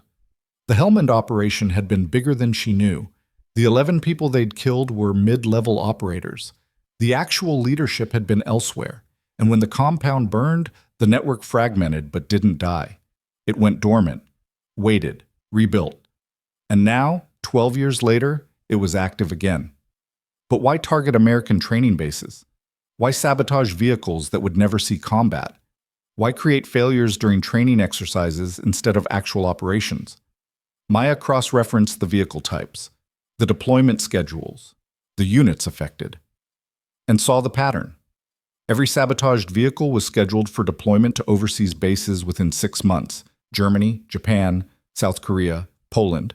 They weren't targeting training, they were targeting forward deployment, creating time bombs that would fail catastrophically once troops were in operational environments. She picked up her phone, called Park's direct number. This better be important, Calder. It's not about training, it's pre-deployment sabotage. Every affected vehicle is scheduled for overseas deployment. Silence. Send me everything, now. Maya sent the analysis, the cross-references, the pattern. 5 minutes later, Park called back. We're elevating this to NCIS and DIA. Full investigation. Every vehicle scheduled for overseas deployment gets torn down and rebuilt. A pause. You just prevented a potential mass casualty event. Multiple theaters, hundreds of potential deaths. I just read the data. You saw the pattern no one else saw. That's not reading. That's analysis at a level that makes you either very valuable or very dangerous. Can't I be both? Park actually laughed. Yes, you can, and you are, which is why I'm authorizing temporary consultant status. You're going to work with our analysts, help identify the full scope of this operation. I thought you wanted me to just fix trucks. I thought I did too. Then you proved that would be a waste of your abilities. Park's voice softened. But Maya, this is temporary. Consultant only. not operational. You're helping us analyze, not taking action. Clear? Clear. Good. Report to Building 12 tomorrow at 0800. Bring coffee. This is going to take a while. She hung up. Maya sat in the silence of her workshop, surrounded by tools and parts and the evidence of honest work. She'd wanted normal, wanted civilian, wanted to be nothing more than a contractor fixing trucks. But normal kept finding sabotage. Civilian kept uncovering threats, and fixing trucks kept turning into saving lives. Maybe that was her normal. Maybe that was who she'd always be. The protector who couldn't stop protecting. The analyst who couldn't stop seeing patterns. The operative who changed uniforms but not instincts. She stood, walked to the Humvee, started reassembling the transmission. Because tomorrow she'd be a consultant, but tonight she was still a contractor. And this transmission wasn't going to rebuild itself. Her hands moved with practiced precision, installing synchros, torquing bolts, building something that would work when it mattered. Outside, the desert night stretched endlessly. Stars wheeled overhead. The base slept. And in Building 7, Maya Calder worked through the darkness, doing what she'd always done.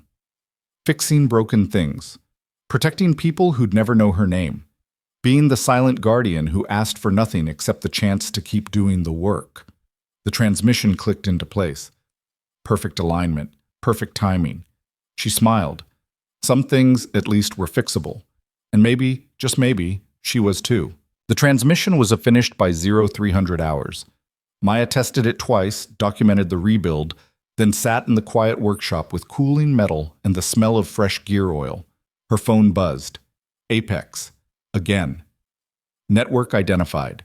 Leadership chain intact. Larger than anticipated. Recommend immediate extraction and relocation. Maya stared at the message. Read it 3 times.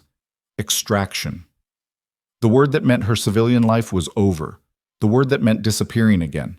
New identity, new location, new attempt at normal that would probably fail just like this one. She typed back. Negative. Staying. The response was immediate, not a request. Active threat to your security. There's always an active threat. I'm staying. Wraith? Be reasonable. I am being reasonable. I'm being operational. I found the network. I'm helping dismantle it. Then I'm going back to fixing trucks. You can't have both lives. Maya's hands clenched around the phone. She typed carefully. Watch me. Then she turned off the phone. Both phones. Locked them in her tool chest. And went to sleep on the workshop couch for 2 hours. At 800, she walked into Building 12 with coffee and a tablet full of analysis. The room was full. CID agents, NCIS investigators, DIA analysts. A video screen showing Director Park, and 2 people Maya didn't recognize. Colonel Hayes stood at the head of the table. Ms. Calder, thank you for joining us. Sir? We've received your analysis, cross-referenced it with global intelligence. You were right. This is a coordinated pre-deployment sabotage campaign affecting 7 bases across 3 continents. He gestured to the screen. We're coordinating a simultaneous takedown, but we need your help with pattern recognition. Maya set down her coffee. What do you need? An analyst, a young woman with Navy insignia, pulled up a map. We've identified 43 contractors across the 7 bases who match the profile. But we don't know which ones are active operatives versus unwitting accomplices. We need to narrow the list. Show me their work logs. They did. Hundreds of repair orders, thousands of data points. Maya started sorting, cross-referencing, looking for the signature she'd seen in Patterson and Willis's work. 30 minutes later, she had it down to 12 names. These are your operatives. The others are either legitimate contractors or useful idiots who don't know they're being manipulated. The NCIS lead, a commander named Torres, studied the list. You're certain? The repair patterns match. Same timing, same vehicle types, same methodical creation of delayed failures. Maya pulled up comparison charts, and they all started within a 6-month window. That's not coincidence. That's coordinated insertion. Torres made calls, urgent ones. The room erupted in coordinated activity. Park's voice cut through from the video screen. Ms. Calder, excellent work. We're executing arrest warrants simultaneously at all 7 locations in 4 hours, but we have a problem. What problem? 3 of the 12 names you identified are currently on U.S. soil. The other 9 are at overseas bases. If we arrest the domestic operatives first, the others will be alerted and disappear. Then take them all simultaneously. We don't have jurisdiction to make arrests at foreign bases without host nation cooperation. That takes time, diplomacy. Park's expression was grim. Time we don't have. Maya understood immediately. You need the domestic operatives to stay active, to communicate with the others, to give you evidence for international warrants. Yes, which means we need to surveil them closely without spooking them. How long? 72 hours, maybe less if they make mistakes. Maya looked at the names. One was at Fort Hood, one at Camp Pendleton, and one, a contractor named Dmitry Volkov, was right here at Redstone. Her stomach dropped. Volkov is here? The analyst pulled up his file. Arrived 6 days ago, replacement contractor, clean background, former Soviet Army mechanic who immigrated in 1998. He's the replacement for Willis, who was the replacement for Patterson. Yes, Maya stood. He knows. He has to know that we found the sabotage, that Willis ran. He's either been extracted or he's here as a cleanup operation. Colonel Hayes leaned forward. Clean up how? Eliminating evidence. Eliminating witnesses. She met his eyes. Eliminating me. The room went quiet. Park spoke carefully. Maya, if you're concerned about your safety, I'm not concerned. I'm certain. He's here for me. The question is whether we use that. Absolutely not. We'll arrest him now. Protective custody for you. Game over. And the other 9 disappear. The network survives. This happens again in 2 years at different bases with different contractors. Maya shook her head. No, we use me as bait. Draw him out. Get him to communicate with the others. Capture the whole network. That's not your call to make. It's absolutely my call. I'm the target. I'm the asset. And I'm volunteering. Colonel Hayes stood. Ma'am, with respect, you're a civilian contractor. We can't authorize. Then don't authorize it. Just don't interfere. Maya's voice was steel. I'm going to do my job, work on vehicles, be visible, predictable. If Volkov makes a move, I'll handle it. Maya, Park started. 72 hours, you said that's what you need. I'll give you 72 hours. But I'm not hiding, I'm not running, and I'm sure as hell not letting this network survive because people are worried about my safety.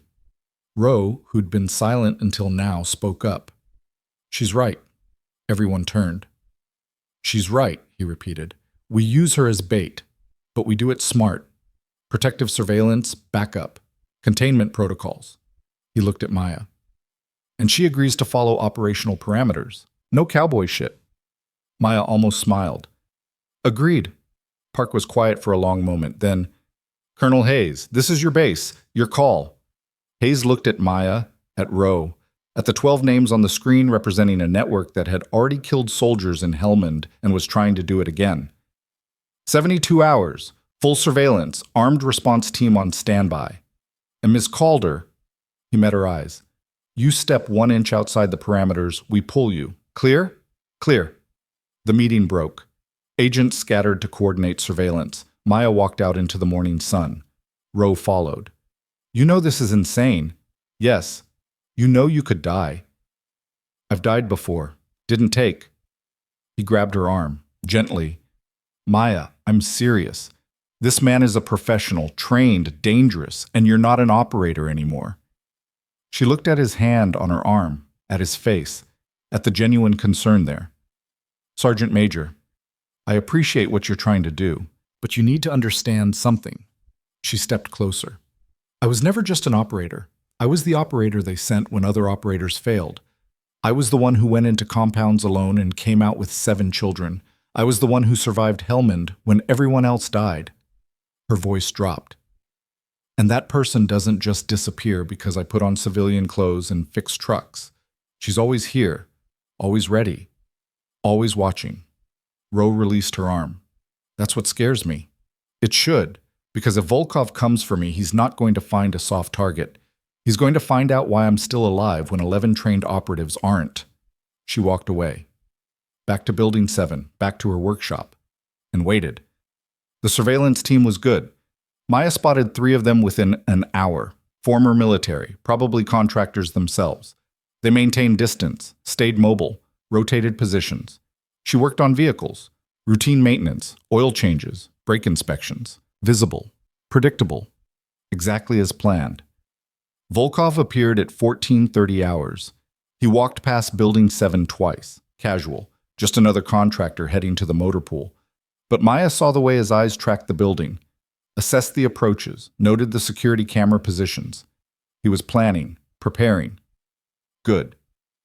At 1700 hours, Maya packed up, walked to the contractor parking area, got in her truck, drove off base. The surveillance team followed. Discreet, professional. Volkov followed them. Less discreet, more confident. Maya drove to her apartment, a small one-bedroom in a complex 3 miles from base. Second floor, end unit. Good sight lines, limited approaches. She'd chosen it carefully when she first arrived. Not for comfort, for defensibility. Old habits. She parked, grabbed her bag, walked upstairs. The surveillance team positioned themselves.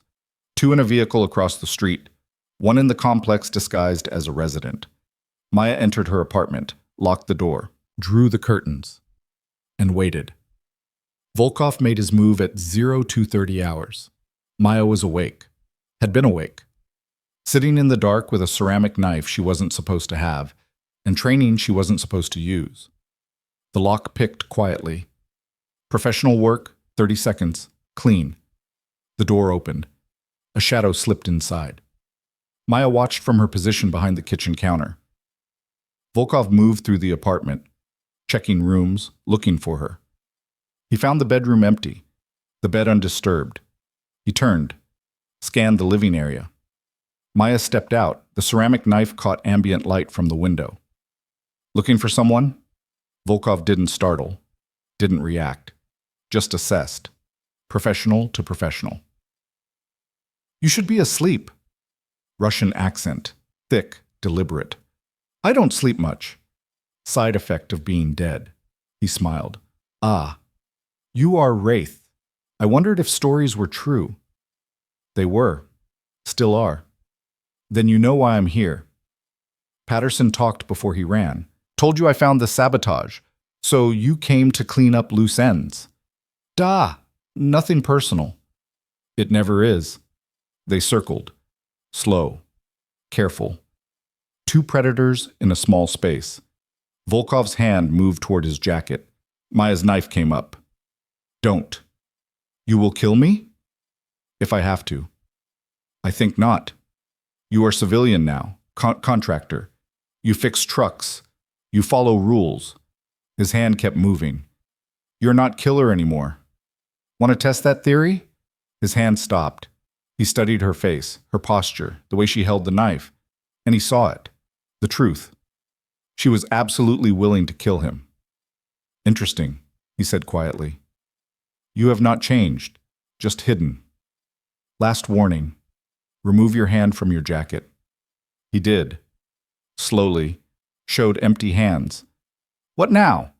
You call police? I disappear like Patterson and Willis, like... No. Now you talk. Tell me about the network. Who's running it? Why target pre-deployment vehicles? Give me everything. Volkov laughed. And why would I do this? Because the alternative is that knife in your throat. And despite what you think, I'm very good at making people talk before they die. The apartment door burst open. The surveillance team, weapons drawn, lights flooding the space. Don't move! Hands! Show me hands! Volkov raised his hands, calm, unconcerned. Maya set down the knife, stepped back. The team secured Volkov, cuffed him, searched him, found a pistol with suppressor, garrote wire, a syringe filled with something that probably wasn't medicine. The team lead looked at Maya. You okay? Fine. You were supposed to stay in your bedroom. Let us handle it. He would have killed me in my sleep. This was better. They took Volkov away. Maya stood in her apartment with the lights on and adrenaline still singing through her veins. Her phone rang. Park. What the hell happened? Volkov came for me. I engaged. He's in custody. You were supposed to stay out of the way. I was in the way. He came to my apartment. I responded appropriately. Park was silent for a long moment. Did he talk? No, but he will. He's professional. He knows how this works. He'll trade information for reduced sentencing. And if he doesn't? Maya's voice went cold.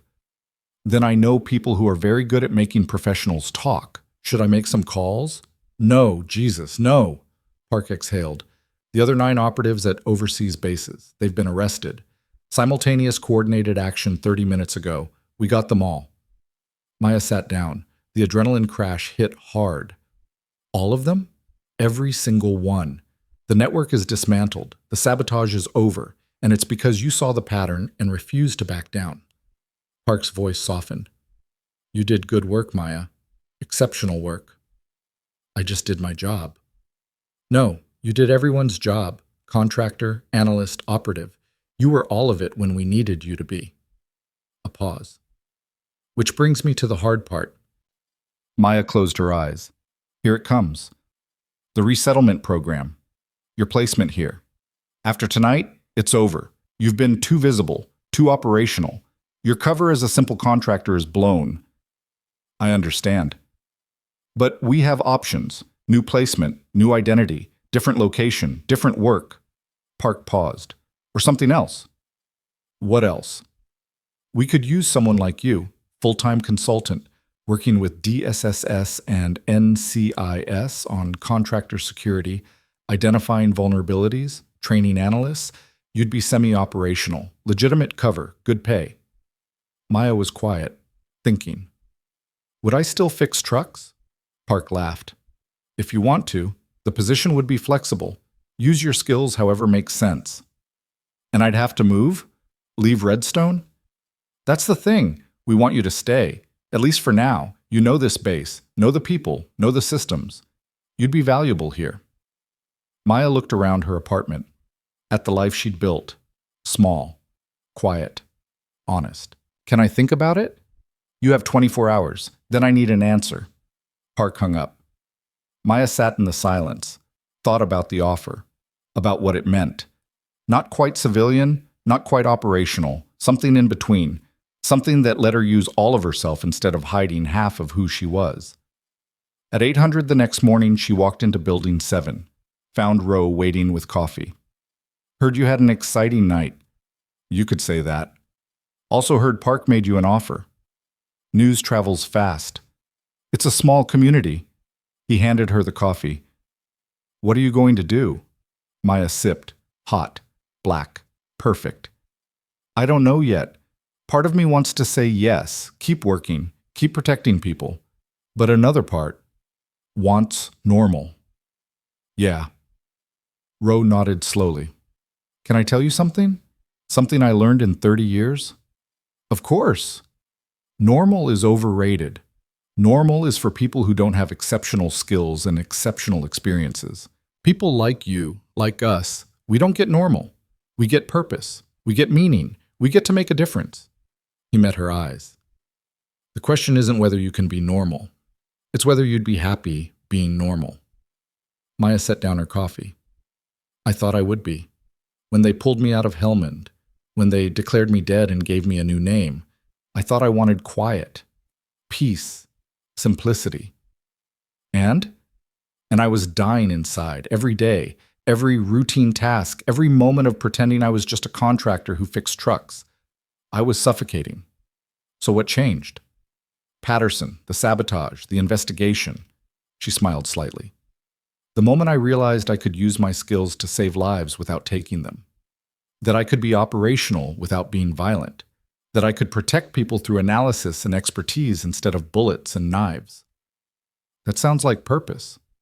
It is, and it's terrifying, because I spent 3 years trying to not be this person, trying to be civilian, normal, safe. She looked at him. What if I take the job and I can't handle it? What if I slip back into being the operator, the ghost, the person who solves problems with violence? Ro set down his own coffee.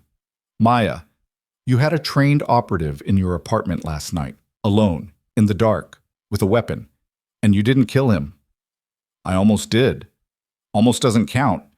You showed restraint, waited for backup, let the system work. He stepped closer. That's not slipping back. That's being exactly who you've become. Someone with the skills of an operator but the discipline of a professional. That's not dangerous. That's invaluable. Maya felt something unlock in her chest. Permission. To be all of herself. Not just the acceptable civilian parts. I'm going to take the job. Good. But I have conditions. Of course you do. I still fix trucks, real work, real vehicles. I'm not just a desk analyst. Agreed. And I want to testify at the court-martial against Kowalski and the others. I want to see that through. They'd probably prefer you didn't. High-profile victim, classified background, media nightmare. I don't care. Those men need to face consequences, and I need to face them. Show them that they didn't break me, that I'm still here, still standing, still stronger than they ever thought possible. Rose smiled.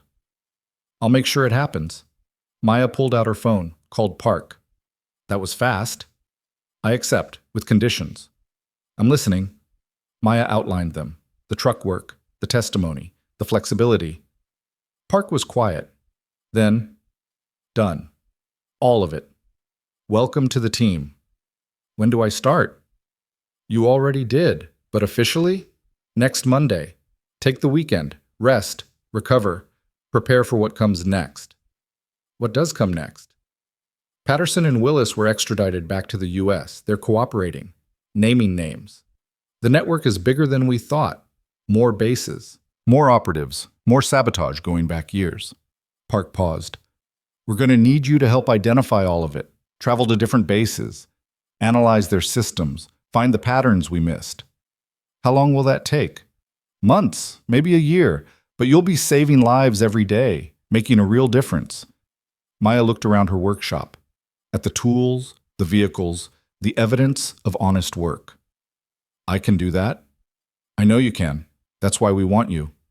They ended the call. Ro was watching her. Feel better? I feel right.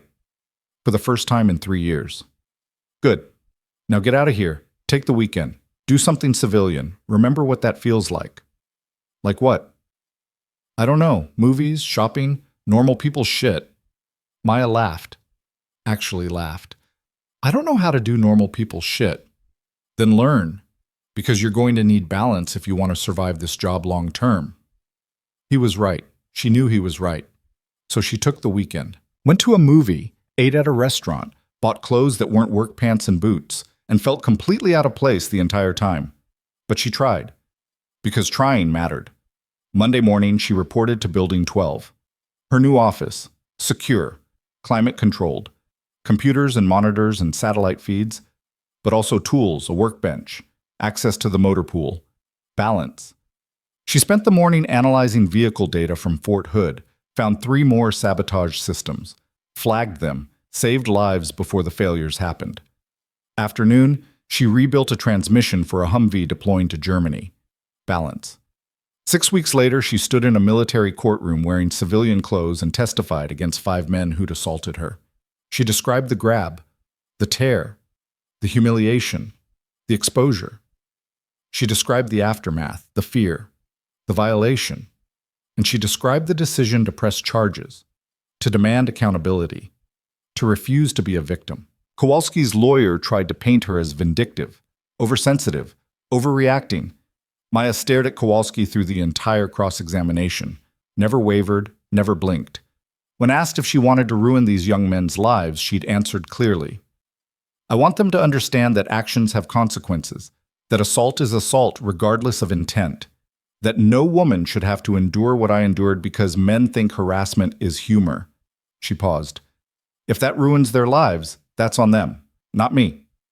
The verdict came back unanimous, guilty on all counts, dishonorable discharge, federal assault convictions, sex offender registration. Maya felt no satisfaction, no triumph, just tired relief that it was over. Kowalski was escorted out. He looked at her one last time. No anger, no hatred, just broken understanding.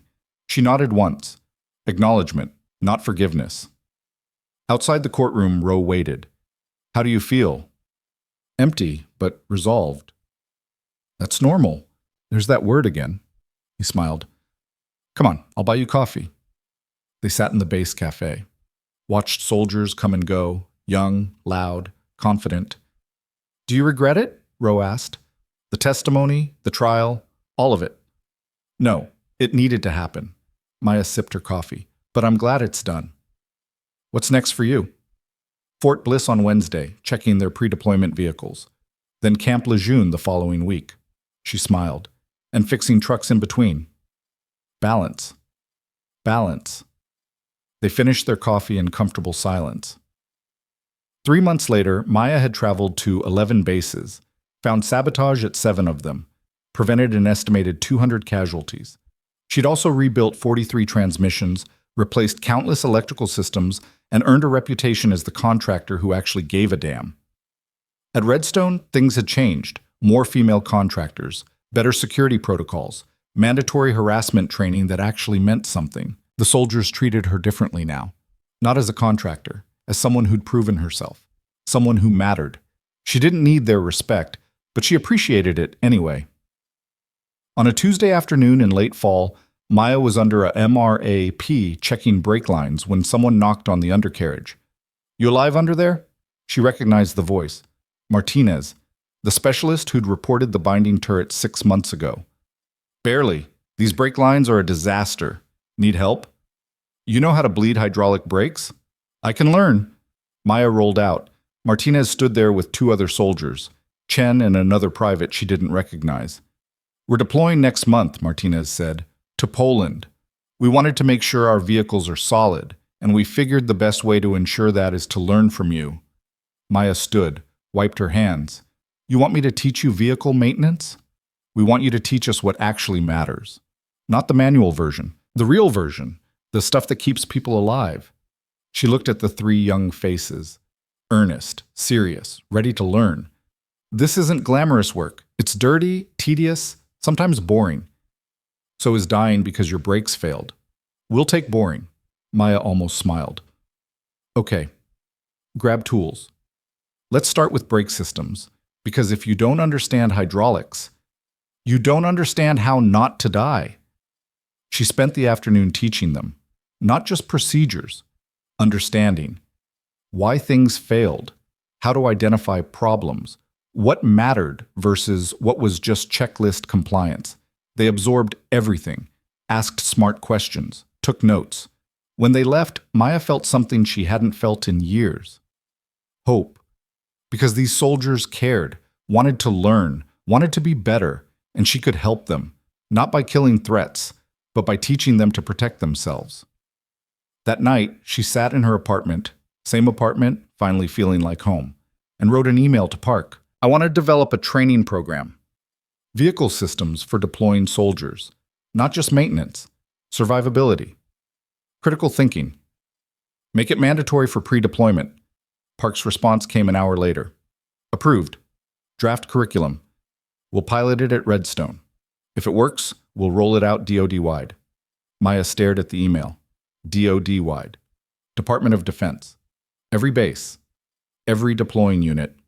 Her training, her expertise, scaled to save thousands of lives. She closed her laptop, looked at her reflection in the dark window.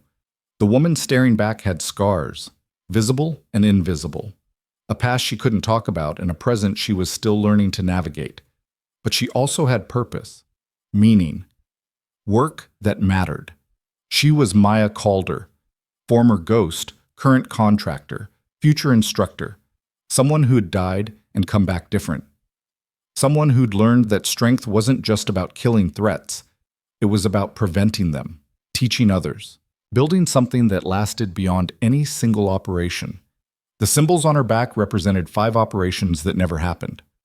But the work she was doing now, this would be remembered by every soldier who deployed with better knowledge, every life saved because someone understood their vehicle systems, every casualty prevented because training mattered. This was her real mission, her actual purpose, not to be a ghost, but to be a guardian, a teacher, a protector who saved lives through knowledge instead of violence. And for the first time since Helmand, Maya Calder felt truly alive. The next morning, she returned to Building 7, started drafting curriculum, vehicle systems, failure analysis, critical thinking under pressure. Roe stopped by with coffee. Heard you're building a training program. Word travels fast. It's a good idea. Needed. He set down the coffee. You know, when you first got here, I thought you were just another contractor, someone running from something. I was. But you weren't running away. You were running toward purpose, toward meaning, toward something better. Maya looked up from her laptop. I didn't know that then. But you do now. Yes. Good. He smiled. Because watching you find it has been one of the highlights of my career. Seeing someone with your skills choose to build instead of destroy, that matters. Thank you, Sergeant Major. No, thank you. He headed for the door, stopped. Maya, one more thing. Yes? You're not a ghost anymore. You're real. You're here. You're making a difference that people will remember. He paused. Don't forget that. Even when it gets hard, even when you doubt, you're not invisible anymore. You matter. He left. Maya sat in the quiet workshop, surrounded by tools and vehicles and the evidence of work that saved lives. She pulled out her phone, the secure one she rarely used anymore, sent one last message to Apex. Mission complete. Wraith is retired. Maya Calder is operational, and she's not going anywhere. His response came immediately. Understood. Good hunting. She turned off the phone, put it away permanently. Because she didn't need it anymore, didn't need the ghost protocols, the emergency contacts, the escape routes. She had a life now, a real one, complicated and challenging and sometimes painful, but real. And that was worth more than any classified operation. Maya Calder worked until sunset, then drove home, made dinner, called her mother for the first time in 2 years and had an awkward but honest conversation about life and choices and trying to be better. She slept without nightmares for the first time in memory and woke up ready to teach soldiers how to survive.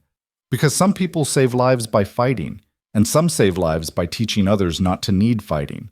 Maya had been the first. Now she was the second. And both mattered. Both had value. She was proof that people could change, could grow, could become something different without losing what made them strong. 6 months later, her training program graduated its first class, 40 soldiers deploying to 3 different theaters, all of them equipped with knowledge that would keep them alive. Martinez shook her hand at the graduation ceremony. Thank you for everything, for teaching us, for giving a damn, for being someone worth learning from. Maya shook his hand firmly. Stay alive out there. Come back and teach the next group. Yes, ma'am. They deployed. All 40 returned home safely 6 months later. 0 casualties from vehicle failures. The program expanded. More bases, more soldiers, more lives saved through knowledge and preparation. And Maya Calder, once a ghost, now a guardian, continued her work. Teaching, building, protecting. Not through violence, through wisdom. Not through fear. Through knowledge, not by being invisible. By being exactly who she was meant to be. Someone who'd survived the fire and learned to teach others how to avoid it entirely. Years later, when they asked her about her time at Redstone, about the harassment and the trial and the sabotage and everything that came after, Maya would smile and say something simple. I learned that being strong doesn't mean being invincible. It means being resilient, adaptable, willing to change, and brave enough to choose teaching over fighting when teaching can save more lives. And the men who assaulted you? Do you forgive them? Forgiveness isn't mine to give. Consequences were theirs to face. I just made sure they faced them. She'd pause. But I hope they learned, grew, became better, because that's what second chances are for. What about you? What did you learn? Maya would look at whoever asked, see the genuine curiosity, the desire to understand. I learned that you can't outrun your past, but you can transform it, use it, build something meaningful from the ashes of who you used to be. She'd smile. I learned that the quiet ones aren't weak. They're just choosing their battles carefully. And when they choose to fight, they fight to protect, to teach, to make the world safer for people who come after. That sounds like wisdom. That sounds like survival, but maybe they're the same thing. And in the end, that was the truth.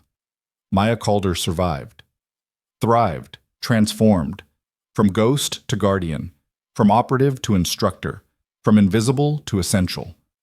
All because she refused to let one moment define her, refused to let assault break her, refused to be anything less than everything she was capable of being. She was proof that people contain multitudes, that strength comes in many forms, that the most powerful thing a person can do is choose who they want to become and fight like hell to get there. Never underestimate the quiet ones, because some people don't need to announce their power. They just use it to protect, to teach, and to transform the world one saved life at a time.